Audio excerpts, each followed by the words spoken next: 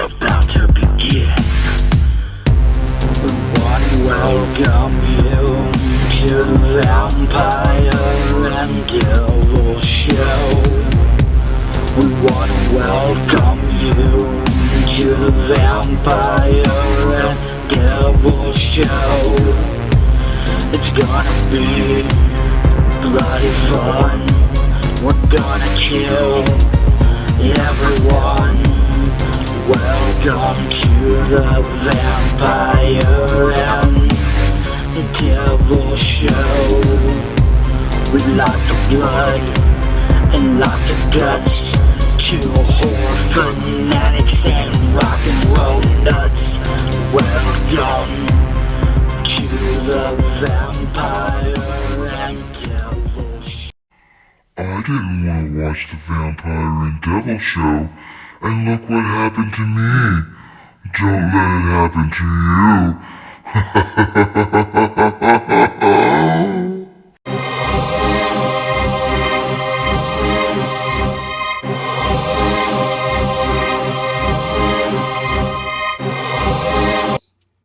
Fangs, fangs, fangs.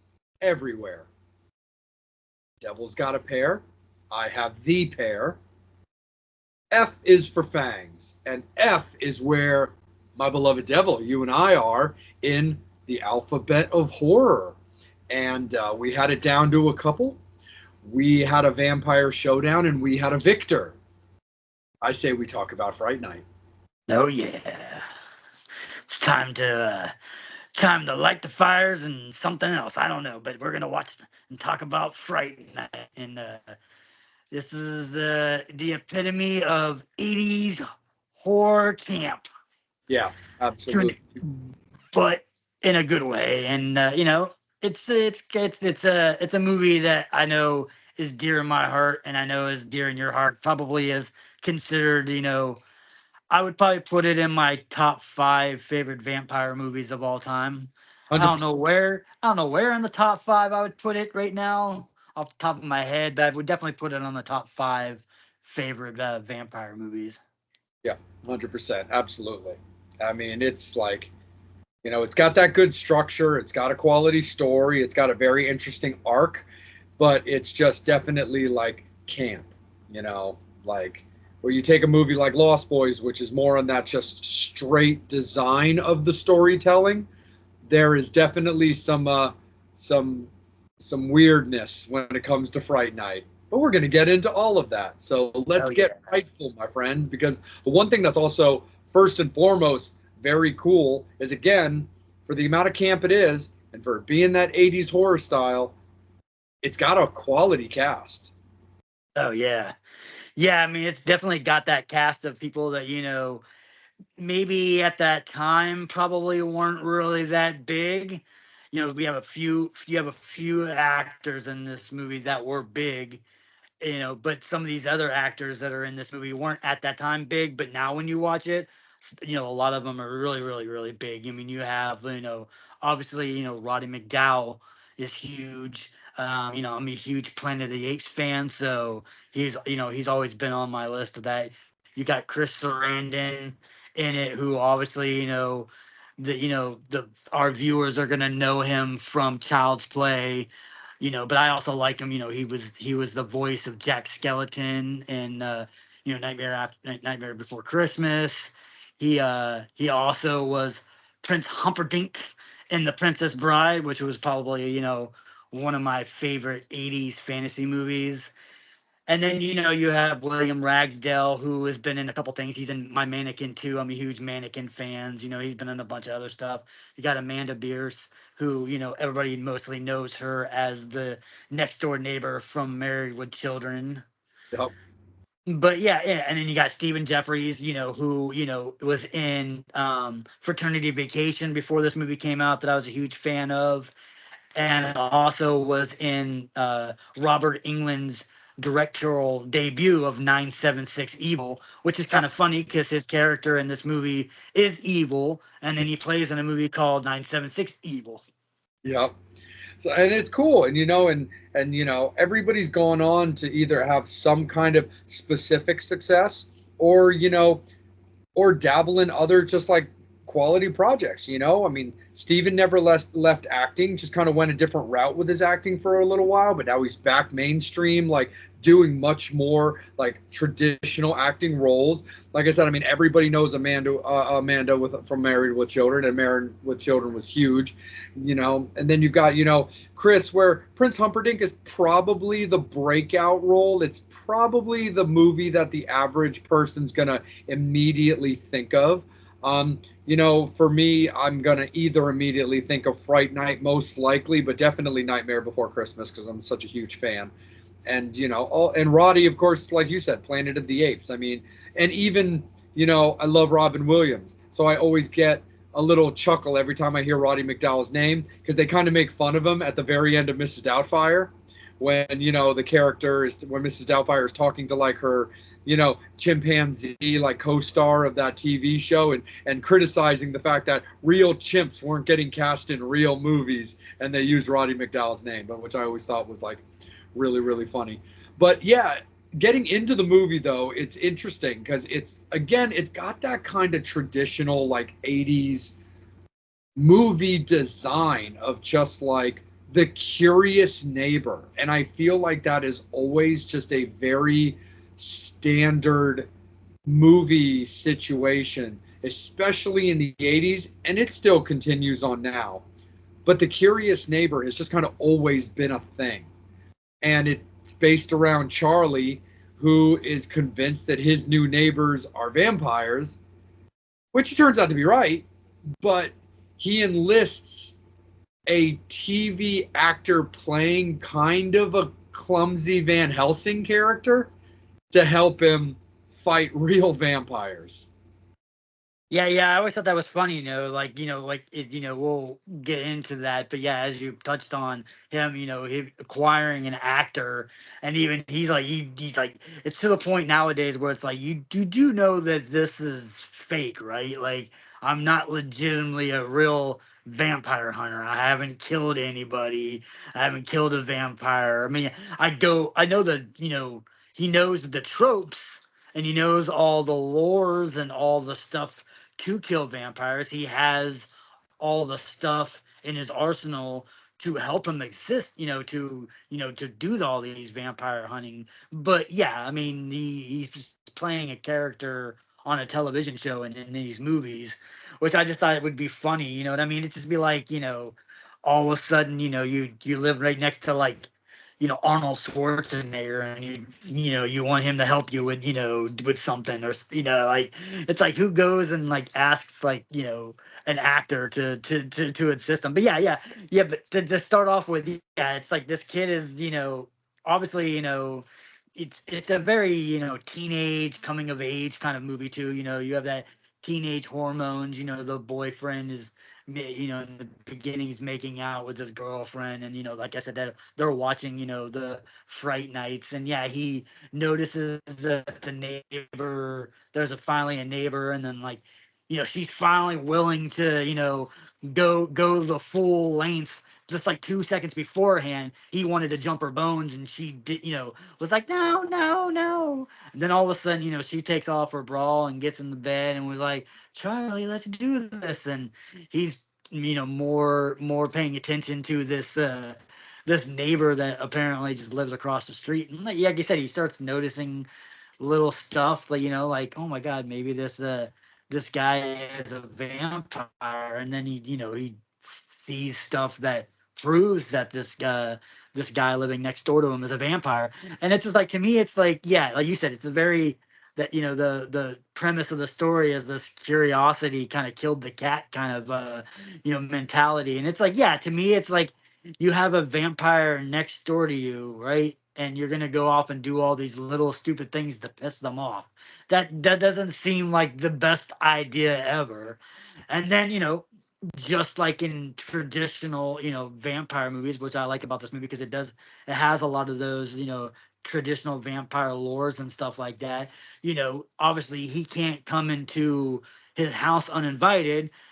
All of a sudden, his mom's like, come downstairs, and lo and behold, it's him. And it's like, and the whole entire time the mom enamored by Chris Sarandon and the vampire-ness of him, and I just love that because it's like, oh yeah, you'll be seeing me a lot more now because now that I'm invited, now I have free range. But it's it starts off with like that. You're like, why is this dude, like, who cares, man? Like, okay, you have a vampire next to you, right? Okay, yeah, he's in the beginning of this movie, he's killing off what you eventually find out from these news clippings, and the news, in the background, is that they're prostitutes. So two prostitutes died. I'm not saying that killing prostitutes is a good thing, but you know what I mean. It's what that has nothing to do with you. He doesn't bothering anybody other than these ladies of the night, You're right. and he basically just goes, "Hey, fucker," and then look what happens. He gets his friends involved and his mother involved and the cops involved and an actor involved just because he wants to be the hero in the story, I guess. Right, and it's so weird. And one of the things that's also though kind of funny about again that 80s cheese, that 80s camp, or just kind of the way that the movie's designed is you and I have lost count on how many times we've seen this movie. And I will continue to lose count because I'll continue to watch it. And I don't I find it hard to believe that maybe neither one of us saw this at one point. But I do chalk it up to sometimes, as the old saying goes, the more you watch a movie, the more you notice things. But at the same time, I do believe that the more you also watch a movie, especially if it's something you've watched on a real regularity, your brain will start to delete things or just kind of bypass things. And while it was something that I realized when you addressed it, I hadn't thought in forever, if at all, about the fact that Roddy's character at one point is brandishing a stake for attack, and it's backwards. So he'd be Yeah, trying to stake a vampire with just a flat, blunt end where there's no point. yeah, And I have a hard time believing that I didn't notice that at one point, but I do think it's possible that just over my thousands of times of seeing this movie, I just gotten to a point where it just doesn't pop at me anymore until you addressed it. yeah. Like I said, yeah, I was like, it was something that just like when I watched it again, just to rehash, because like I said, it's one of these Fright Night's one of these movies I'll probably watch 5 to 10 times a year. You know, what I mean, I love this movie, but it was just something that I was like, when I had to rewind it, and I was like, wait, does he have the stake backwards? Which I mean, kind of makes sense because, like I said, he's a fumbling actor. He's not a real vampire hunter. He's not a vampire. He's, like I said, he's an actor. But yeah, I mean, this movie's got, like I said, it's got everything. It's got, like you said, his best friend in the movie is like, that he calls him evil, and I'm assuming he calls him that because he's into the horror movies, and he's into that kind of stuff. And yeah, of course, the cops don't believe him that the neighbor is a vampire. His friends don't believe him.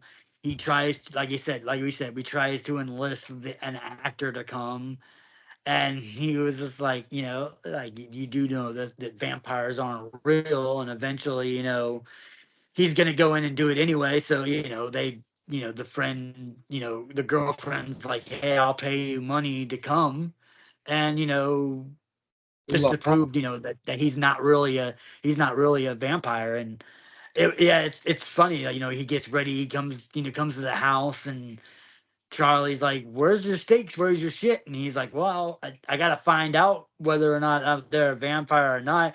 And then he makes a good point. Well, what if you find out he's a vampire? Now you don't have any of your shit with you. And Roddy, of course, is like, the great Peter Vincent, his name in the show.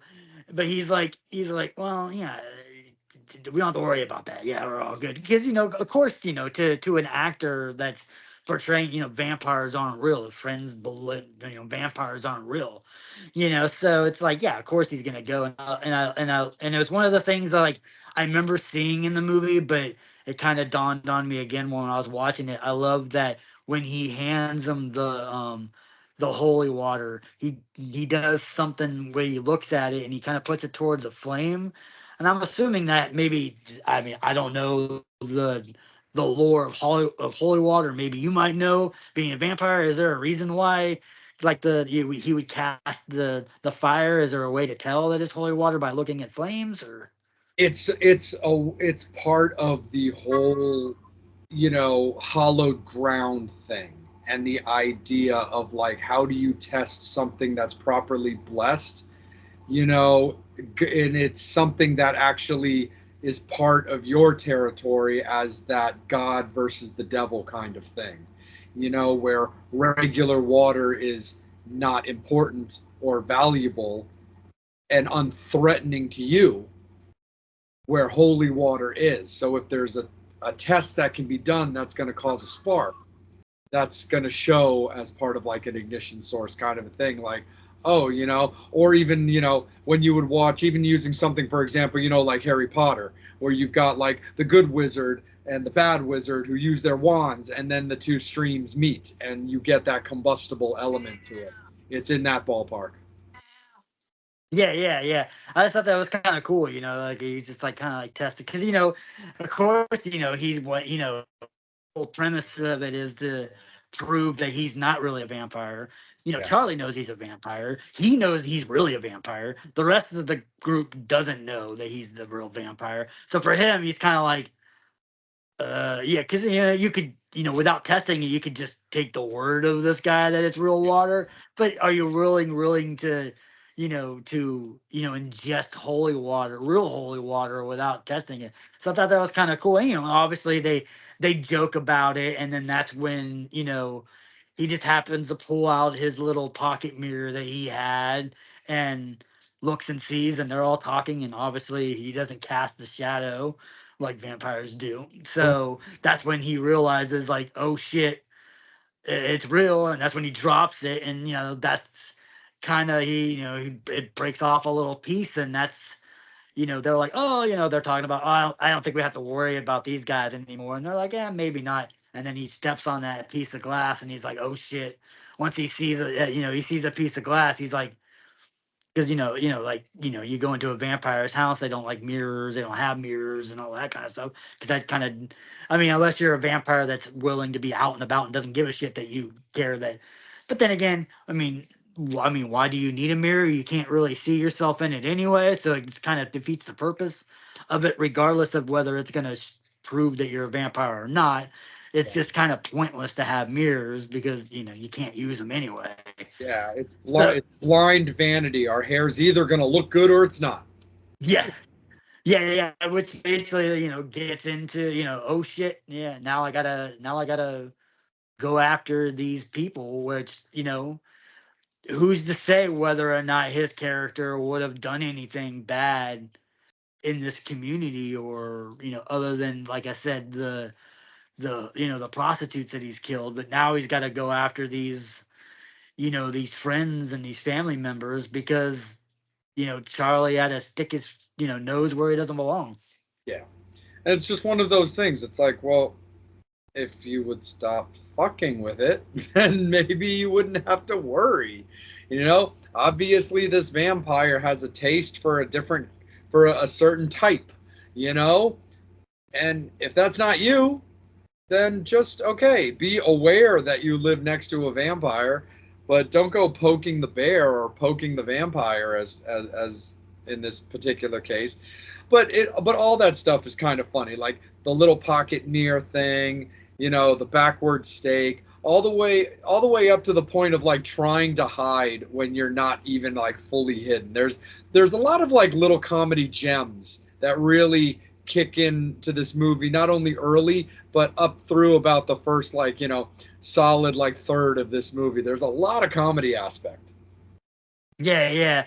I love it whenever it's like, you go in, he's like, they're getting ready to, try to fight, later on in the movie, they're getting ready to try to fight him. And, like you said, Roddy brings his tools with him. And he was like, what about, Jerry, which was the, the roommate of the vampire, which is always like, his, you know, usually their human counterpart to help them, go out through the daylight, which theoretically Jerry kind of was.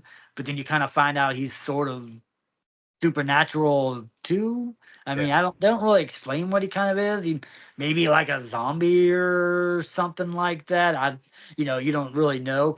And I thought it was kind of weird too. But Roddy brings a gun with him. He's like, I got this gun for them. And he's like, well, what if he isn't human? Like, that's not gonna bother him. It was like, well, of course he's human. He walks in the daylight. And then, of course they shoot him in the head, and then all of a sudden, they're like, oh, hey, he's dead. And all of a sudden, Chris is like, yeah, you got more to worry about. And then he comes up. But that was a part of the movie that was kind of odd, too, because when they kill, they shoot him, he's got blood. He's got regular blood. He's bleeding. And then all of a sudden, when they start attacking him more and start going after him more, he starts oozing green, slimy stuff when they kill him. And I was like, wait, did he have blood or does he have green ooze? I'm like, what is it? But yeah. I mean, I like that because like I said, I love it because it's that that counterpart for a vampire, like to be able to bring in the stuff like that to do all the daylight stuff that he needs them to do. But Because he's playing the part of that familiar character, yeah, the vampire's assistant kind of thing. But, as we start getting into like the changing of the vampires kind of a thing, because again, the 80s camp stays throughout the whole movie, and there's other points that we'll get into as well. But like you've got the transformation of Evil Ed, who I love, where he's just kind of being this like, yeah, I'm a vampire, like, threatening, and it's kind of an awkward little fight scene, almost like watching like two like cheerleaders trying to fight each other, like watching two like high school cheerleaders like kind of trying to bat each other around. But then like he burns them with the little cross on his forehead, because again they do stick relatively to the proper lore, the proper allergens or injuries or deaths to vampires and stuff. They stay relatively true to certain things. But like it's even just kind of weird because even at one point, like when the fight scene's kind of at like its climax, I guess, and Evil Ed's just kind of over it. He just kind of awkwardly like flings himself out the window, like through the curtain, and it's almost like he does this like weird little belly flop, just out the window and just out of sight. And I always just remember sitting and watching that scene every time, going like what the hell? Like that's it? Just kind of awkward, like splash. yeah. I mean, that's kind of yeah. I mean, that scene, obviously, that's an iconic scene with once he burns that cross in his forehead, that's that makeup and stuff like that's awesome.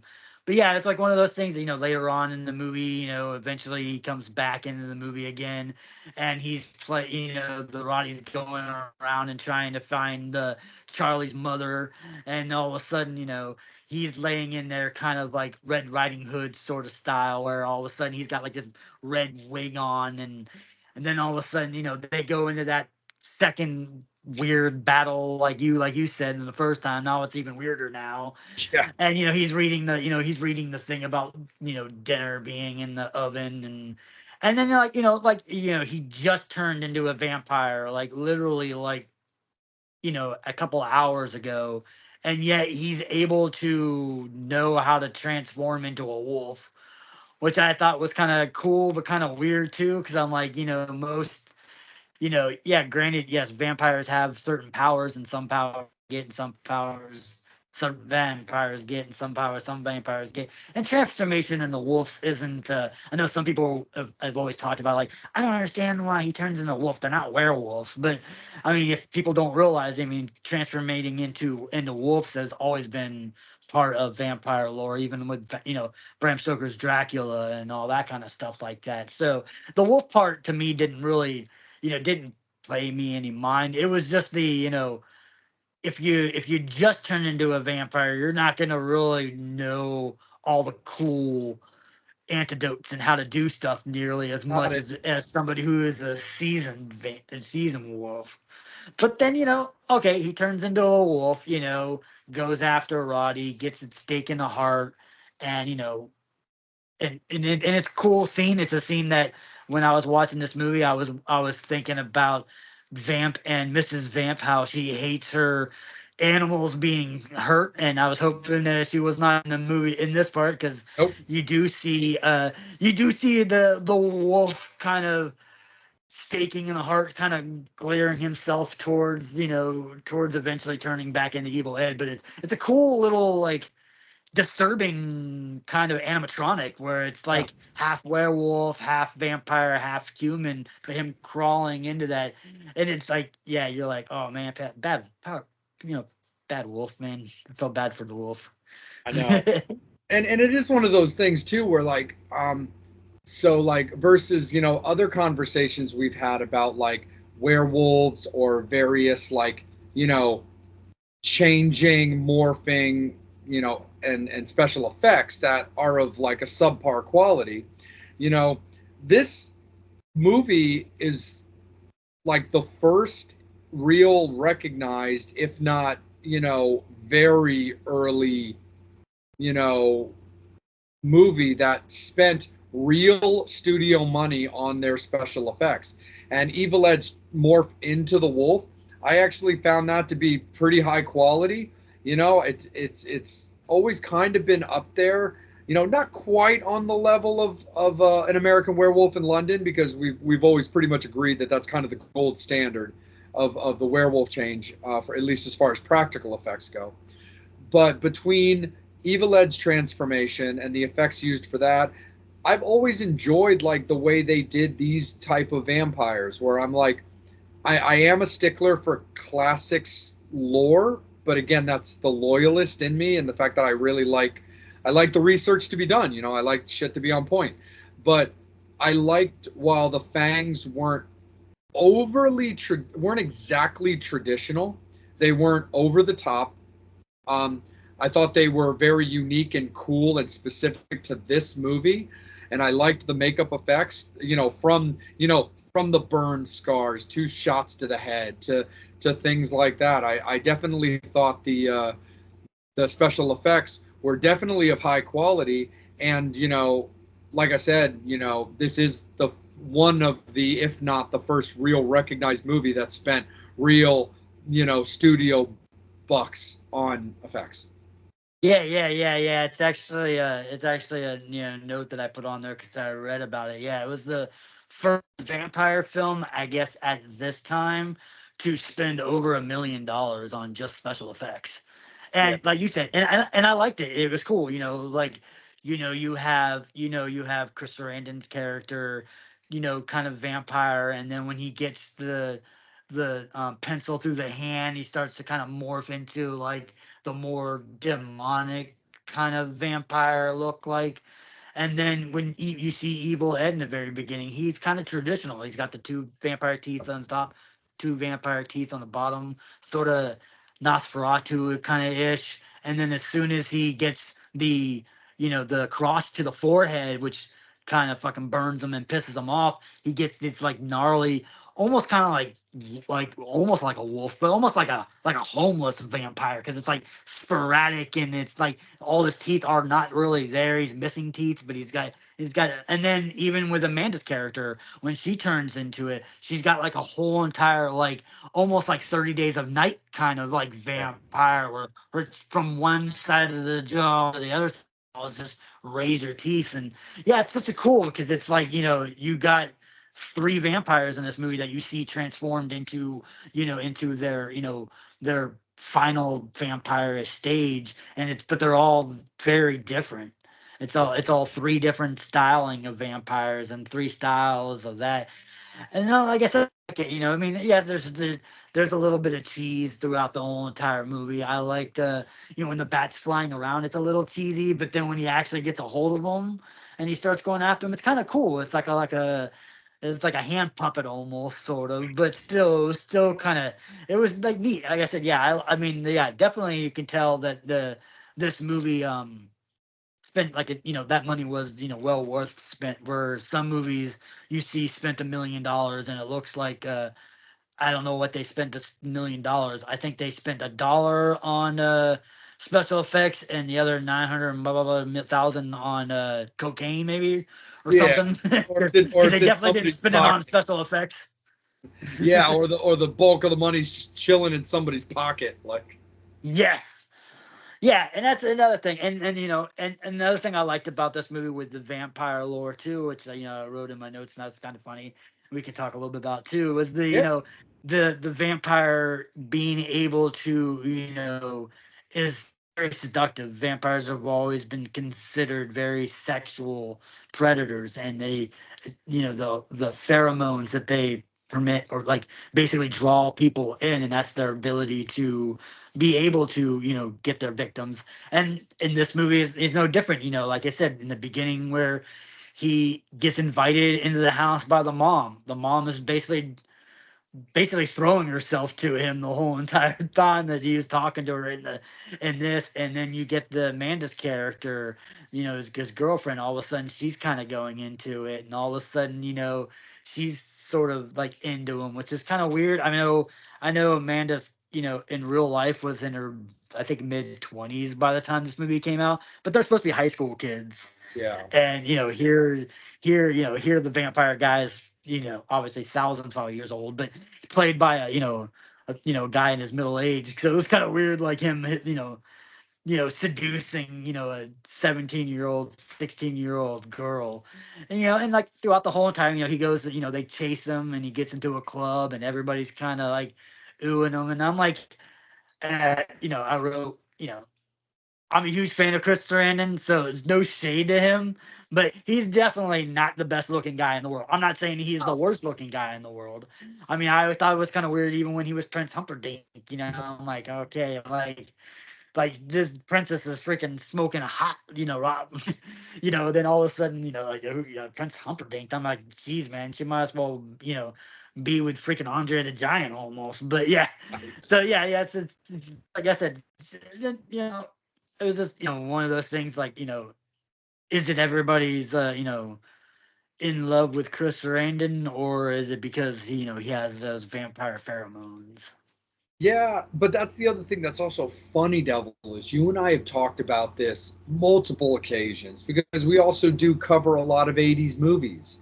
Is the fact that like these movies really don't, they've got the sexual innuendos that kind of come with the territory of horror or of adolescence coming of age or of maybe a seductive parent or something like that, but the actual actors and actresses that get cast in a lot of these movies are really just average Joes and Jones. Like they're not overly like sexy and stuff like that.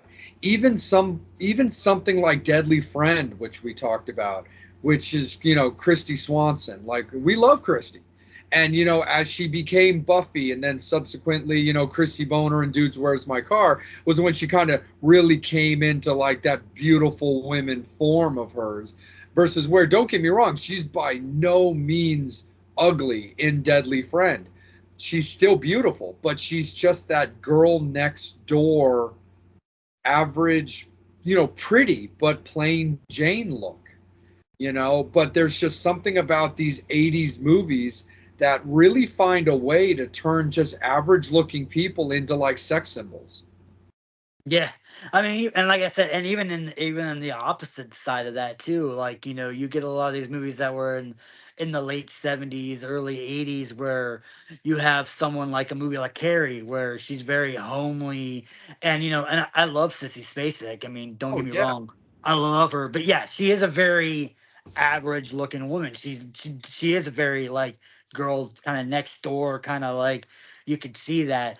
And then with the remake, when they eventually the one remake with Chloe Moretz playing her, I just was like, that doesn't make sense to me because she's prettier than the girls that are making fun of her being like ugly and all that kind of stuff like that. I'm like, that doesn't make any sense to me. I'm like, you need an actress that's supposed to be that home, and you can always make it because I mean, like, I mean, I'm a huge Charlize Theron fan. I think Yeah. she's one of the most beautiful women in the entire world, and she played Eileen Ward in Monster, and looks completely horrible in that movie. She looks like how Eileen really looked. But then again, when it's still, even watching that movie, I was just like, oh god, it's Charlize Theron. She's still so hot, even even when she's supposedly playing this really gnarly, ugly girl. It's weird when it comes to that. Like I always say too, is another example of that has nothing to do with this, but it also is vampire related. Was the Vampire Assistant movie where it had Salma Hayek playing a bearded lady, and I was like, man, only Salma Hayek can make a full beard like mine still look fucking sexy as hell. Like she Right. still looks so good with a face full of hair. I'm But like, that's crazy. But yeah, like when you go with this, it's like, yeah, all these movies where these guys, like you said, Chris's character, Jerry, I think his name is, what's his name, Dandridge or something like that. yeah, Yeah, so yeah.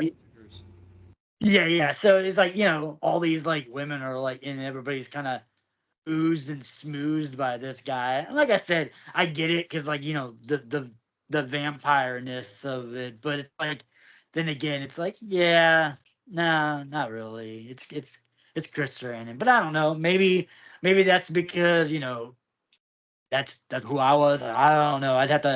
You'd have to ask women who were in the '80s Yeah. how much they like, because I mean, women in the '80s love Tom Selleck. Yeah. And I don't see the sex appeal with Tom Selleck, but apparently he was a sex symbol in the '80s. So I mean, to each their own. That's what I say. No, for sure. And it's actually kind of funny too that you bring up Selma and the vampire's assistant, because you're 100% right. Like only Selma Hayek would manage to take a beard of doom, a devilish beard, and make it hot like that. Because if the Fangs had spoken in a different direction, we'd be discussing a different movie right now that has Selma Hayek in it. Yep.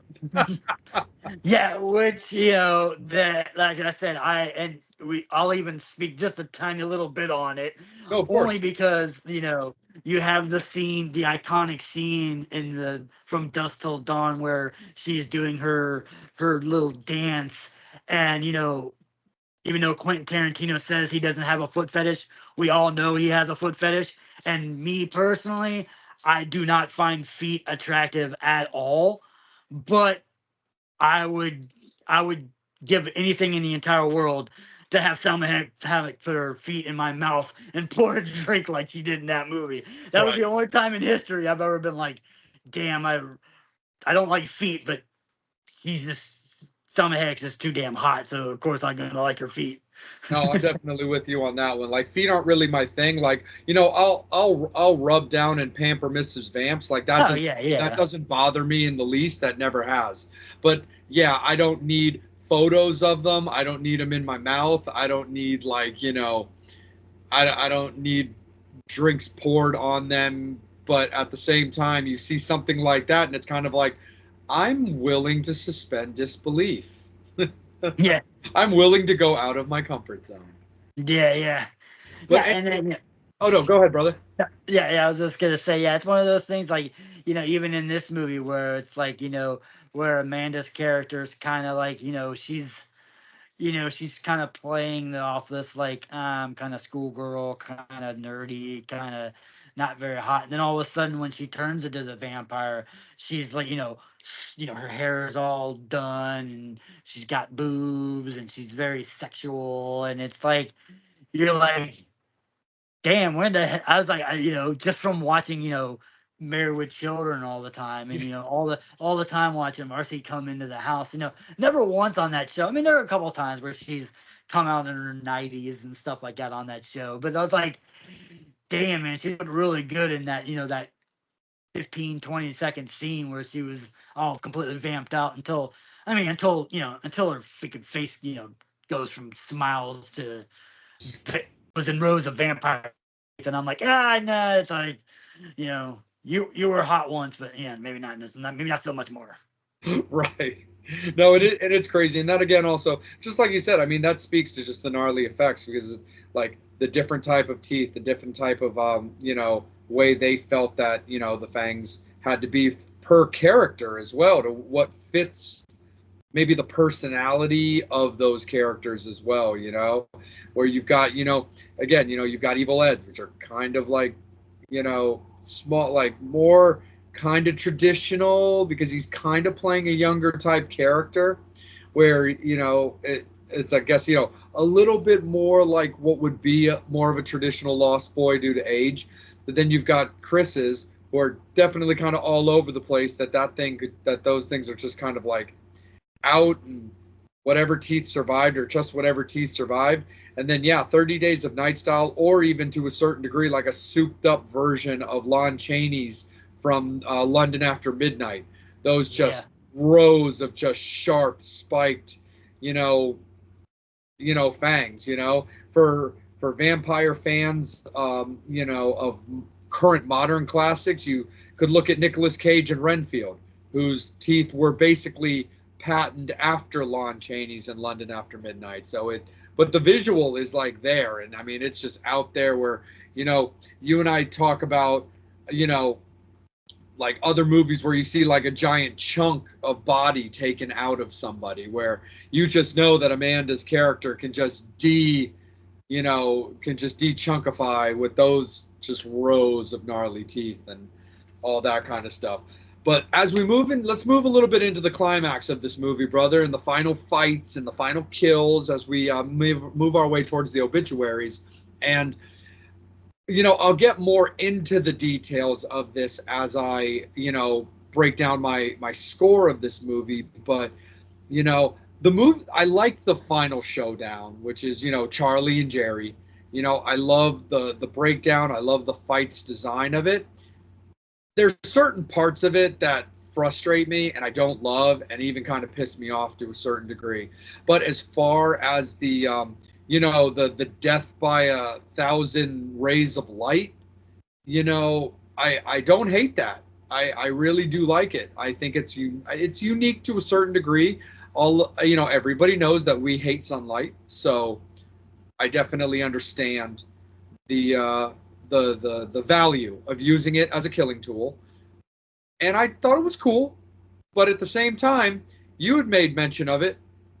That's an awful lot of windows were in that basement, dude. Yeah, that's what I said. If I was house shopping, and the fact that he got this entire house just moved in recently, I don't know how the house got decorated that fast, especially with the 9 billion clocks that are all over the place. I guess to show them, to so he knows when it's time for him to go back before the sunlight. And yeah, it's like, you're down in that basement, and you're like, that's way too many windows for a basement. Like I said, I definitely would look into my go after my realtor for that one.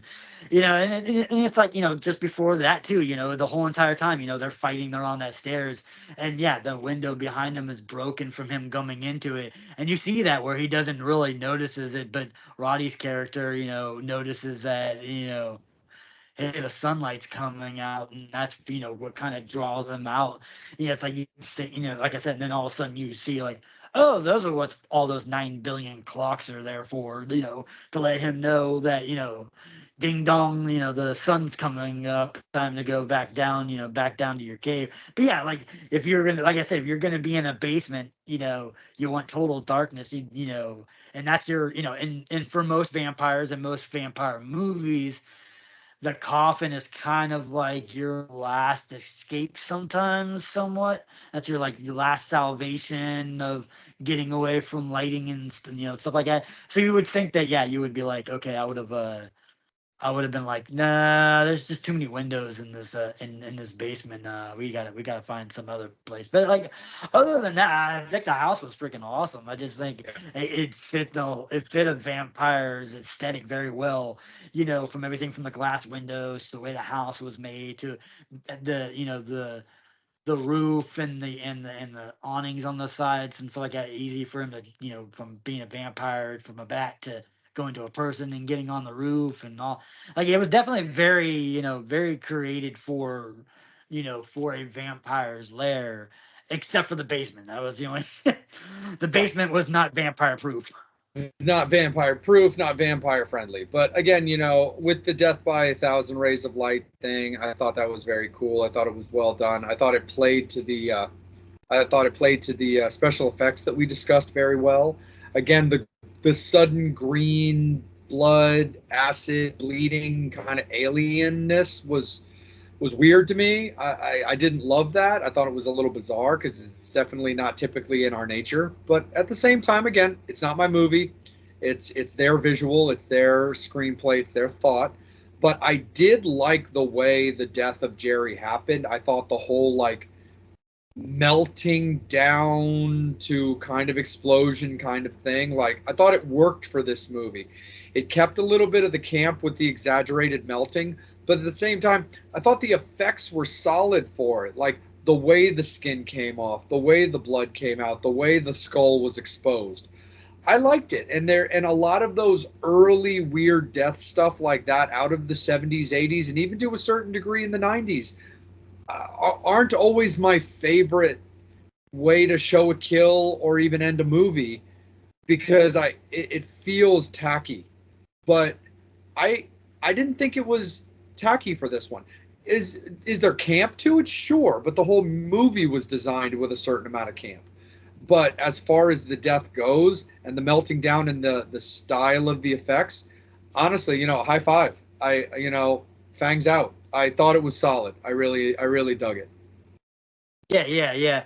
And yeah, I thought it was cool. I mean, there's like as far as the ending, you see that, the vampires have been extinguished, and it's sometime later, and Charlie is with Amanda again, and they're watching, they're watching Peter Vincent on this thing, and you give a little quick shout out. And then, some people are wondering, why was Amanda, saved? Why she's not a vampire anymore? And it's because, obviously, because, some of the lores in the vampires, is that if you kill the master, you kind of, get that taken away from you. So she's no longer a vampire anymore. But then it gets to the very, very end of the movie where they're watching it and he sees glowing eyes in the house, and all of a sudden, you hear Evil laughing again, and presumably that Evil is still alive, because in the movie, yeah, you see him getting staked, but he doesn't disintegrate or die like the other vampires do. Yeah. So there's been some fan theories, and I'll run it by you. But what are your take on it? But apparently the fan theory is that obviously he didn't die from the wounds that he got staked while he was a wolf. The reason why he doesn't revert back to a person and is still a vampire is that because in between the time when he got staked and when the final battle, he must have fed. And like it's talking about Lost Boys, where Laddie's character and Star's character are kind of not full vampires. They haven't killed yet. They haven't gotten that thing, so they're not full on. And that's the fan theory, is that Evil obviously went and fed on somebody, and that's why at the end of the movie, when the master vampire is destroyed, he's still a vampire. Yeah. There's definitely possibility in that for sure because and it's a worthy theory. It is because you're always still going to have tie-ins to your master. But this is also something I actually meant to address this earlier in one of our topics. But at the same time, it's still apropos now. Is that the thing to keep in mind too? Is like the thing about having your powers so quickly and mastering them so quickly is sort of it's a continuity error that I get a little annoyed about. But again, I'm also brought up on the classics, where the vampire of the movie, the star or the main character, is turned, of course, but they're also coached. They're taught how to feed. They're taught the ways of the vampire. They're taught how much blood they can drink before it may hurt them if they drink too much, and what they need to do about that.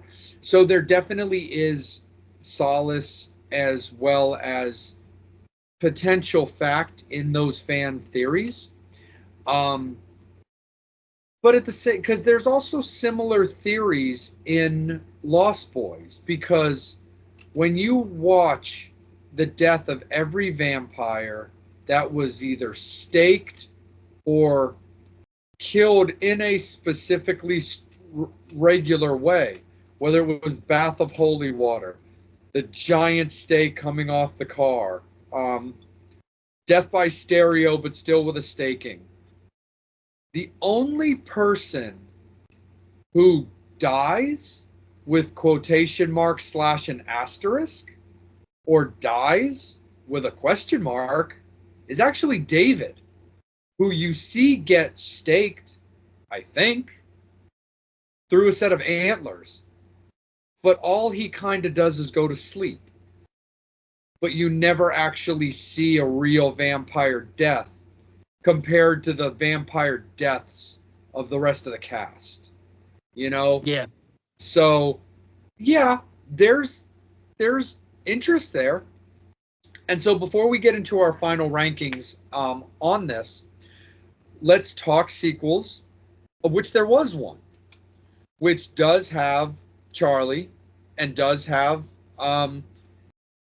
Peter, as returning characters, but it's a whole new cast and a whole kind of new design, but no Evil Ed. So there is still possibility there. There's definitely still curiosities, but it's kind of it is a continuity gap, I'll say. I don't want to go so far as to call it an error, because I can't really say that it is an error. But there is a continuity curiosity about the fact that there is a Fright Night 2, and I do think it's of quality. Fright Night still blows it away, but I do get enjoyment out of the sequel. But there isn't that return of Evil Ed, nor is there really a hint, like kind of like an elbow nudge. So Yeah, I mean, it's just kind of up to interpretation. yeah. I mean, like you said, yeah. Fright Night 2 is by no means an amazing film. Especially, I mean, it's not bad. I mean, it's got its moments. Yeah. It does continue sort of, because I believe that the vampire in that is the sister of Jerry's, so it's kind of like that, like, okay, brother and sisters are both vampires, okay, whatever. But yeah, I mean, but speaking of of movies that have sequels and remakes, there was the remake of Fright Night, which, as bad as Fright Night 2 is a masterpiece of a movie than the remake of Fright Night with whatever his name. I can't even remember the dude's name Colin now. Farrell. Yeah, Colin. Yeah, yeah. That was, as far as, like, we've always talked about, our love or just hate for remakes, and we've had the discussion about remakes that are a quality that we've talked about before, and we will talk about more as as the time passes by. We'll probably throw in a couple more of those in and out of our discussions, but Fright Night remake will not be part of it. I believe it was in that. Night 2's remake. Yeah. Yeah, I mean, it was so bad. I don't understand why they decided to make a second one. Just because there's a second one to the original one I know. doesn't necessarily mean you need to make that. I think it was at that time when they were just remaking a lot of horror movies for the sake of remaking them. And this one and like Night of the Demons were honestly the worst two remakes I've seen in my entire life when it comes to the horror genre. They were just so bad. Like, it was just beyond dumb. I mean, so yeah, like, It's one of those ones where, like, Fight Club, we don't talk about Fight Club. Fright Night Remake, we don't talk about Fright Night Remake. No, seriously, and nor do we. And I do love me some Edward Furlong, but no, we do not discuss Night of the Demons remake either, because, dude, like, I love me some Night of the Demons, and you and I are very excited to get our Angela on in the future. But I am not what you would call a Night of the Demons remake fan, because that is on my high list of franchises that I am very partial to. And is Night of the Demons 1 the gold standard? Absolutely it is, in the series aspect. Does Night of the Demons 2 come in under Night of the Demons? Absolutely it does. Does Night of the Demons 3 come in under both of them? 100%. But it's a fun quality franchise. And the fact that the reoccurring character is also continuously played by the only player of the character is always valuable to people like us as well. But anyway, back on point. So yeah, I think it's a great theory. I definitely think that our collective populace have a very interesting case on their hands. But I'll give it the dues of being a theory. But I don't fully side with it, simply because they had the opportunity clearly to show some evidence, even if it was a hint, and chose not to even address it at all. So that's the only reason that I'm going that direction. But again, at some point we'll probably discuss this on our show, considering how valuable the movie is to me, but also to us. And that is, I know we've got Lost Boys at some point for whatever reason or topic we design. And those sequels will be involved in some way. And we'll readdress the David situation as well. Because like this movie, they had the possibility, had the opportunity, I should say, to go there if they wanted to, and chose not to. But that's for another time. Let's bust ourselves into the obituaries, man. I'll start this one off, I guess, just being that it's a vampy movie. I love this movie. I always have. It's camp at its best. It's 80s at its best, but I do love the special effects. It's gonna get a relatively high mark from me, not over the top, because of what I'm about to discuss. And like I said, I'm a stickler, and I'm kind of anal about tradition and proper lore. While I love people putting their own spins on things, I have my own mental ideas of various ways that I could go with and want to go with vampire stories. So I definitely admire different ideas. But there's certain things that I don't like. And my biggest pet peeve are things that are long time cataloged as a proper, whether it's kill or threat or story or just whatever, something that's always kind of been unanimously agreed upon that this is a thing, and for it to be either ignored or not used properly, I guess, always bugs me, and things like staking is part of that, where everybody knows how much I love Dracula Dead and loving it. One of my favorite scenes is the multi-staking, of, the love threat mistress's character, is the staking with all the blood. She's still alive. Hit her again. And he does, she's dead enough. Again, that's a comedy movie. So, like, I can understand something like that, where at least you're putting a bit of a goof spin on it. So the multi-staking of Lucy gets a pass. The fact that they basically staked Chris straight up and he just kind of rose up stiff board style and just yanked it out like it's nothing, like almost Monty Python, 'tis but a flesh wound style, pisses me off. But you even had addressed it when we were just discussing off the air.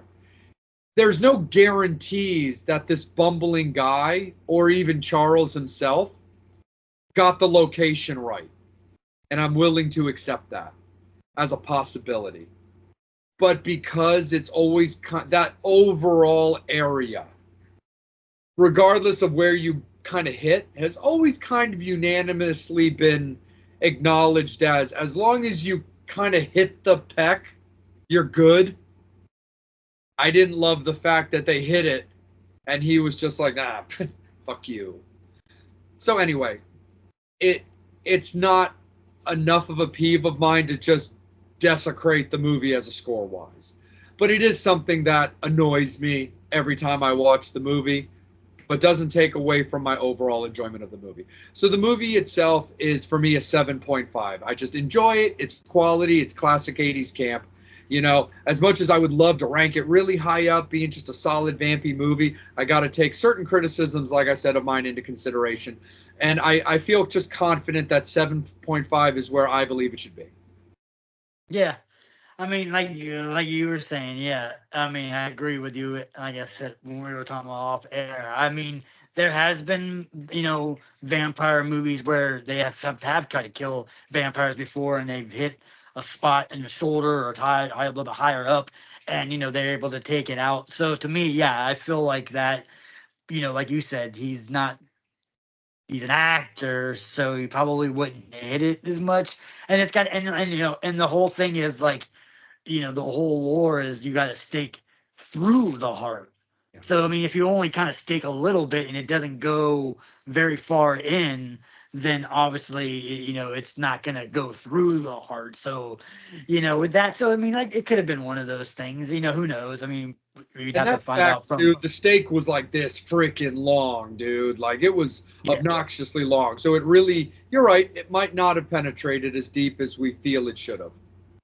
Yeah, yeah. So I mean, for like I said, for me, like I said, I've watched this movie 9 billion times. I'll watch it probably another 9 billion times again. It's up there, like I said, especially with it's it's horror, it's camp, it's comedy too. It's got a lot of that horror comedy in it. It's got one of my favorite lines of all movies where Evil Ed's like, "You're so cool, Brewster," as he gets his girlfriend like pours like a food on him, or and stuff like that, where it's just like one of those things that's like, it's such a an iconic line from a movie, that you're so cool, Brewster. And like I said, it's it like I said, the cast is amazing, the story's awesome.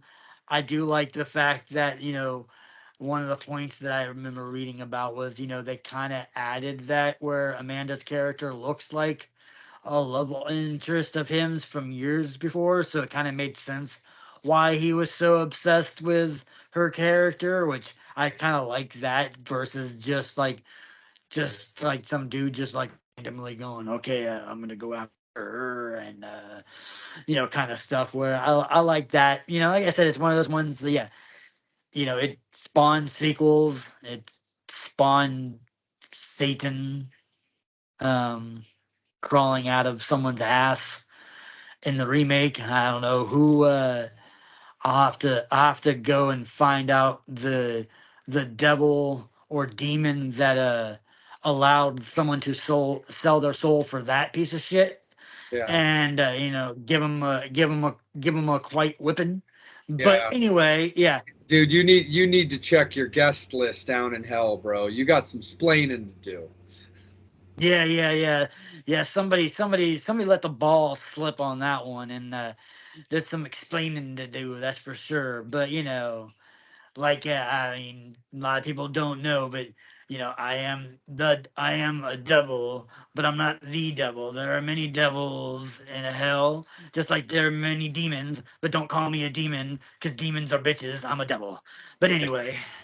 But yeah, so yeah, somebody made a deal with, probably one of those, like, weak ass bitch devils. And they were like, oh yeah, I like Colin. He's awesome. I'm gonna give him the Fright Night movie. And I'm like, and like, no disrespect to him, because No, I do like him. I think same. he's an awesome actor. And just like you said with, Night of the Demons, with our boy, he's we love Edward Furlong, but between Night of the Demons and Crow 75, it's not too good for Edward Furlong. Oh, So God. But yeah, dude, not when it comes to sequels, Edward Furlong is not your call. Just yeah, because he was good in Terminator 2, yes, but because he neither. was okay in Pet Cemetery 2, doesn't mean you should ever call him again for another sequel, because Yeah, his track record for sequels is way worse than his track record for good.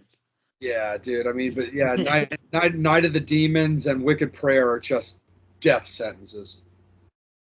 But anyway, like I said, I rank this a little bit higher than you. Not much higher. I mean, it definitely isn't a perfect movie, but it's a perfect vampire 80s movie where it draws that line of comedy and horror where it's not taking itself too serious, but it's trying to be serious too. So, like I said, it's not like Lost Boys, where Lost Boys is a more traditional, kind of more serious, even though it has a little bit of that, playfulness to it. It's still a more seriously mature film, where this movie is more of like just a normal high school coming of age kind of next door neighbor movie meets a vampire kind of like. But yeah, I mean, for me, 8.0 is what I would give it. Cool, man. No worries. I'm down for that. We don't do our .75s like our fangs are all aware of. You know what? And honestly, though, I'm just gonna make this simple, dude. I'm just gonna roll with my brother on this one. It's a vampire movie, dude, and any excuse for me to make my beloved family a little higher up on the ranking, I'm just gonna go that way, dude. Because again, like I said, I stand by my convictions and I stand by my criticisms. And that is where I believe, due to my annoyances, my personal annoyances, due to classic lore being potentially ignored. But, dude, I am down for the cause, man. And of course, hey, anything to pump up the volume, pump up the blood on a vampire movie. So let's roll with it, man. I am down for that. We are going to lock it in, Fangs, Ghouls, and Goblins. That is the way it is going to be. It is going to be an 8, a solid 8 for Fright Night, courtesy of our beloved devil and myself, the vampire. We will see you guys again very, very shortly, because we got more goodies coming your way. But Fright Night 8.0, horns up, fangs out. What's up? It's the devil here, and it's time for another one of those kooky horror 80s comedies that you love so much. This time we're going to take a little page from the Vampires book, and we're going to talk about Once Bitten with Jim Carrey. Oh, I love that movie. Have you seen that movie? It is so cool. Jim Carrey is funny. Oh, so much camp, so much 80s, so much lovely ladies. Ooh. Yeah, she needs that virgin blood. Ooh, yeah, you should go check it out if you haven't seen it yet, because Once Bitten is probably the best horror, comedy, 80s vampire movie ever. Our beloved summer goths, welcome back. We are super duper stoked, as always, to talk to you guys. The sun is shining. But the heat is flowing. Oh, yeah. Oh, yeah, absolutely. Welcome, welcome, our beloved ghouls and fiends and spooks. We are going to get beachy today, because life's a beach, don't you know? And we are going to have another vampire versus devil showdown about the beach. Oh yeah, it's getting hot in here, and sometimes you got to take off all your clothes. And sometimes, unlike some people, I won't mention any names, but his name is Vampire anyway. some of us can go to the beach and go on vacation and enjoy ourselves and go out in the beautiful sun and burn and feel what it's gonna feel like when they go to hell anyway. So they might as well get used to the burn anyway. But yeah, we figured, hey, this is that time of year when everybody starts to get the family, get the little rugrats or whatever, or sometimes they leave the rugrats at home and they just want to have a little adult vacation. And we're like, what kind of movies can we think about that is beachy vacation kind of horror? And we decided on these two movies. Yeah, brother. So we're gonna get into a little bit of the resorts, the vacation mode today, as we pit M. Night Shyamalan's Old against Infinity Pool, starring Alexander Skarsgård. And why don't we start with that? That'll be a fun way to start. Why don't we kick it off with your pick today of Infinity Pool? Again, starring Alexander Skarsgård with a beautiful opening shot of a little Alexander bum. Oh yeah, this movie's got a little bit of everything. I love it. First off, it was directed by a Cronenberg, which us, we love all the Cronenberg movies, and this like father like son. When you're gonna see a Cronenberg movie, there's gonna be some fucked up shit. There's gonna be some fucked up body dysmorphia kind of crap, and there's something crazy's gonna happen. So you're in for a freaky joyride when it comes to Cronenberg movies. But yes, yeah, it opens up straight up. It's your typical you know beach vacation movie. Alex and his wife are on vacation. Alex is a quote unquote writer who wrote a book and it didn't do very very well or whatever, he's trying to think of another book maybe idea, and he's kind of having writer's block a little bit. Luckily enough, they even make fun of it in the movie. Luckily enough, he married rich. Yep. And he's got a girl that can pay for them to go to this exotic island slash country where they can just have mimosas and go on the beach and do whatever. And yeah, it opens straight up with the girlfriend opening the blinds to bring in the sun, and she brings more than the sun, she brings the bum. Yep, But absolutely. in fashion, we'll talk about it here in a couple minutes. But this movie is very for both sides of the bum game. Yes. You saw the girlfriend's bum in the beginning, and later on you will see Skarsgård's bum in this movie. So it's an equal opportunist bum movie. Exactly, for sure. But yeah, it is kind of an interesting like design, but it opens up with that traditional feel, but the other thing that's worth like kind of pointing out, as the Fangs will kind of get into as and notice, of course, as they watch this movie, is it is this like beautiful resort and just so nice, but it's kind of like in this like very militant style country. Basically, it would probably be the easiest way to describe it is like just picture this beautiful just resort in like a military zone of like Russia. And so you're expected to stay in the confines of this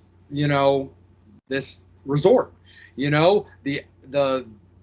The borders, like the walls where the doors are to go in and out, are like covered with like barbed wire and razor wire. Like you are expected to just be there, enjoy, and not explore the outside world, and basically not go where you don't belong. And that's kind of how it kind of builds into the basic movie itself, which to a certain degree is basically like a cult movie, and we'll get into a little bit more of that, of course. But basically, Alexander and his wife are kind of sweet talked by a couple that they met at the resort to be like, yeah, let's borrow our friend's car and just go on a little joyride around the town. We won't be out too late. And they're, of course, kind of like, well, we're not really supposed to leave the resort. And they're like, well, they won't miss us. It'll be all good. We'll just go out and explore a little bit, and let's see what this town has to offer us, besides just the resort. So they kind of reluctantly decide to go along because they don't really want to be wet blankets and whatnot. And they do just that. They just kind of go out and they kind of party a little bit, kind of like, chill out and explore and do a little bit of drinking. And the only person who's really safe to drive is Alexander. And he's driving them back to the resort. But while they're out and about, that's when he starts getting these like flash memory, like, what is it? Kind of like, like fake visions and stuff like that, hallucinations. There we go. And all of a sudden he runs and plows over some guy walking across the street and ends up killing him, and gets talked into by the couple who convinced them to leave in the first place. Like, look, don't worry about it. We got this, but you don't want to be caught by police out here. You'll be raped. You'll be killed. They're telling them about all these horrible things. So they basically get back to the resort and kind of sweet talk their way back inside. And that's where I kick it over to you, because as far as they know, and they kind of go to bed and wake up in the morning to a certain degree, just kind of assuming that everything's okay. Yeah. And then there's a knock at the door. Yep. And to backtrack a little bit, I don't remember the couple. I don't quite know who the guy is, but anybody who is into the newer horror genre movies like X and, Maxine that's getting ready to come out, our beautiful girl that's one of the couples is Mia Goth. Our summer goth of this movie. Yeah, you got Mia. And, while they're out in this movie, there's a scene where they're out and they're getting, they're partying and they're having their little dinner and stuff like that. And Skarsgård goes to go pee, and all of a sudden Mia just comes up behind him, gives him a couple tugs, and he shoots a little big load over there on the rocks. I know, seriously. And it's not like he went very far from his wife and everyone else. Yeah. Like, when I'm out and about with people, like, and we're doing that kind of stuff or whatever, it's like, yeah, you go far enough to have like a little privacy, but anybody that any guy that handles their biz like in that way, they're not particularly far. It's not like they're gonna walk like half a mile into the woods. Yeah. And the bad thing about it, like you said, he's probably not that far away. And most of the times, if you have some chick all of a sudden giving you a rug and tug, and your wife's right there, you're going to be a little quiet. No, Skarsgård gives like one of the epic porn, basically, example of it. He's just like moaning and groaning and making grunt noise, and yeah, yeah, dude, I would keep that on the DL with your wife, right there. But anyway, yeah, like you said, they're driving home. They hit a dude. They tell him not to worry about it because this island or this place, this area is not a very good area, and it's military run, and it's it's crazy, and they'll kill you and rape you and all that. And like you said, they go to bed. They wake up in the morning. All of a sudden, they hear a knock on the door. It's the authorities saying, "Hey, are you blah blah blah?" And they're like, "Yep." And they're like, "Okay, you're coming with us." And they drag them and his wife into this facility and kind of split them up. Then all of a sudden, Skarsgård's character is told to strip, put on this like outfit, and then eventually this guy who is I would assume, I think he's the captain of the police force, comes in and says, "Hey, first of all, we heard that, you guys got this car from somebody who was like my cousin or something like I'm related to, and, it's not really good for him. So I want to ask you, did you get this or did you steal it? And, better if you tell him that you stole it." So eventually he goes along thinking that, hey, okay, maybe if I add this to it, maybe this police officer is going to give me a better thing. But anyway, so they go and they're like, yeah, so, we've already talked to your wife. She's already collaborated the story. We know that you hit this guy, and, killed them. And in our country, you're basically if you kill somebody, they're the father or whatever, that if they have any sons, they're allowed to, the oldest son is allowed to kill you in return. Right. And Skarsgård's like, what? What? so what's gonna happen now? You're gonna kill me? And he's like, well, yeah, before we get into that, our country has this, crazy thing that we do, which is kind of like under the books, but apparently if you're super, super, super rich, and I don't know how in this world this country that's so deprived has the ability to do this, but for some reason they have the ability to make clones, and they can take you and clone you for an X amount of money, which I would assume is a lot of money. So you got this kind of money, and they'll basically make a clone of yourself, and the clone has your own memories and does everything, and has basically a carbon copy of yourself. And he's like, okay, I don't know. And the dude's like, well, do you want to die? And Right. he's like, He's oh, basically like, look, here's the option. You can either die for the reason that you're contained because you're convicted of murder, or you can pay to allow us to clone you to murder a clone that's not you, basically so that the country saves face. yep, yep. And they're like, so that it's paying, and you got to retain all your memories because it's got to be 100% you, but not necessarily you. So Yeah. yeah, so you go, you find it. He's over here, and you see him tied to a pole. He's got like a little opening where his stomach is, and all of a sudden the little boy comes in, and he's got a Rambo knife, and he kind of reluctantly like stabs him a little bit a He's couple like 13 times. years old, by the way. Yeah, yeah, yeah. He's like, yeah, I think he was like, yeah, like 13, They, 12 years old. they said that the family had two sons because it has to be a son, and And it the has to be oldest. the oldest son. And they were like, yeah, well, they've got two sons. Just the catch is that one's 13 and the other's like 9. Yeah. So yeah. So he stabs the dude, stabs Skarsgård kind of reluctantly, but then I guess he gets like a kind of a interest into it or something like that. He just starts going to town. Satisfaction. Yeah, he starts going to town on Skarsgård, cupping him whole the time. Skarsgård's crying out to his girlfriend, whose name is Emily, like, Emily, Emily. And you see that, part of the stipulation of them cloning is they have to witness the execution. So, his character is kind of not liking it to begin with, but then kind of gets into the fact that he's watching himself being killed. And his wife is like completely horrified straight up. Yeah. So yeah, so it goes with that. They get that stuff all happens.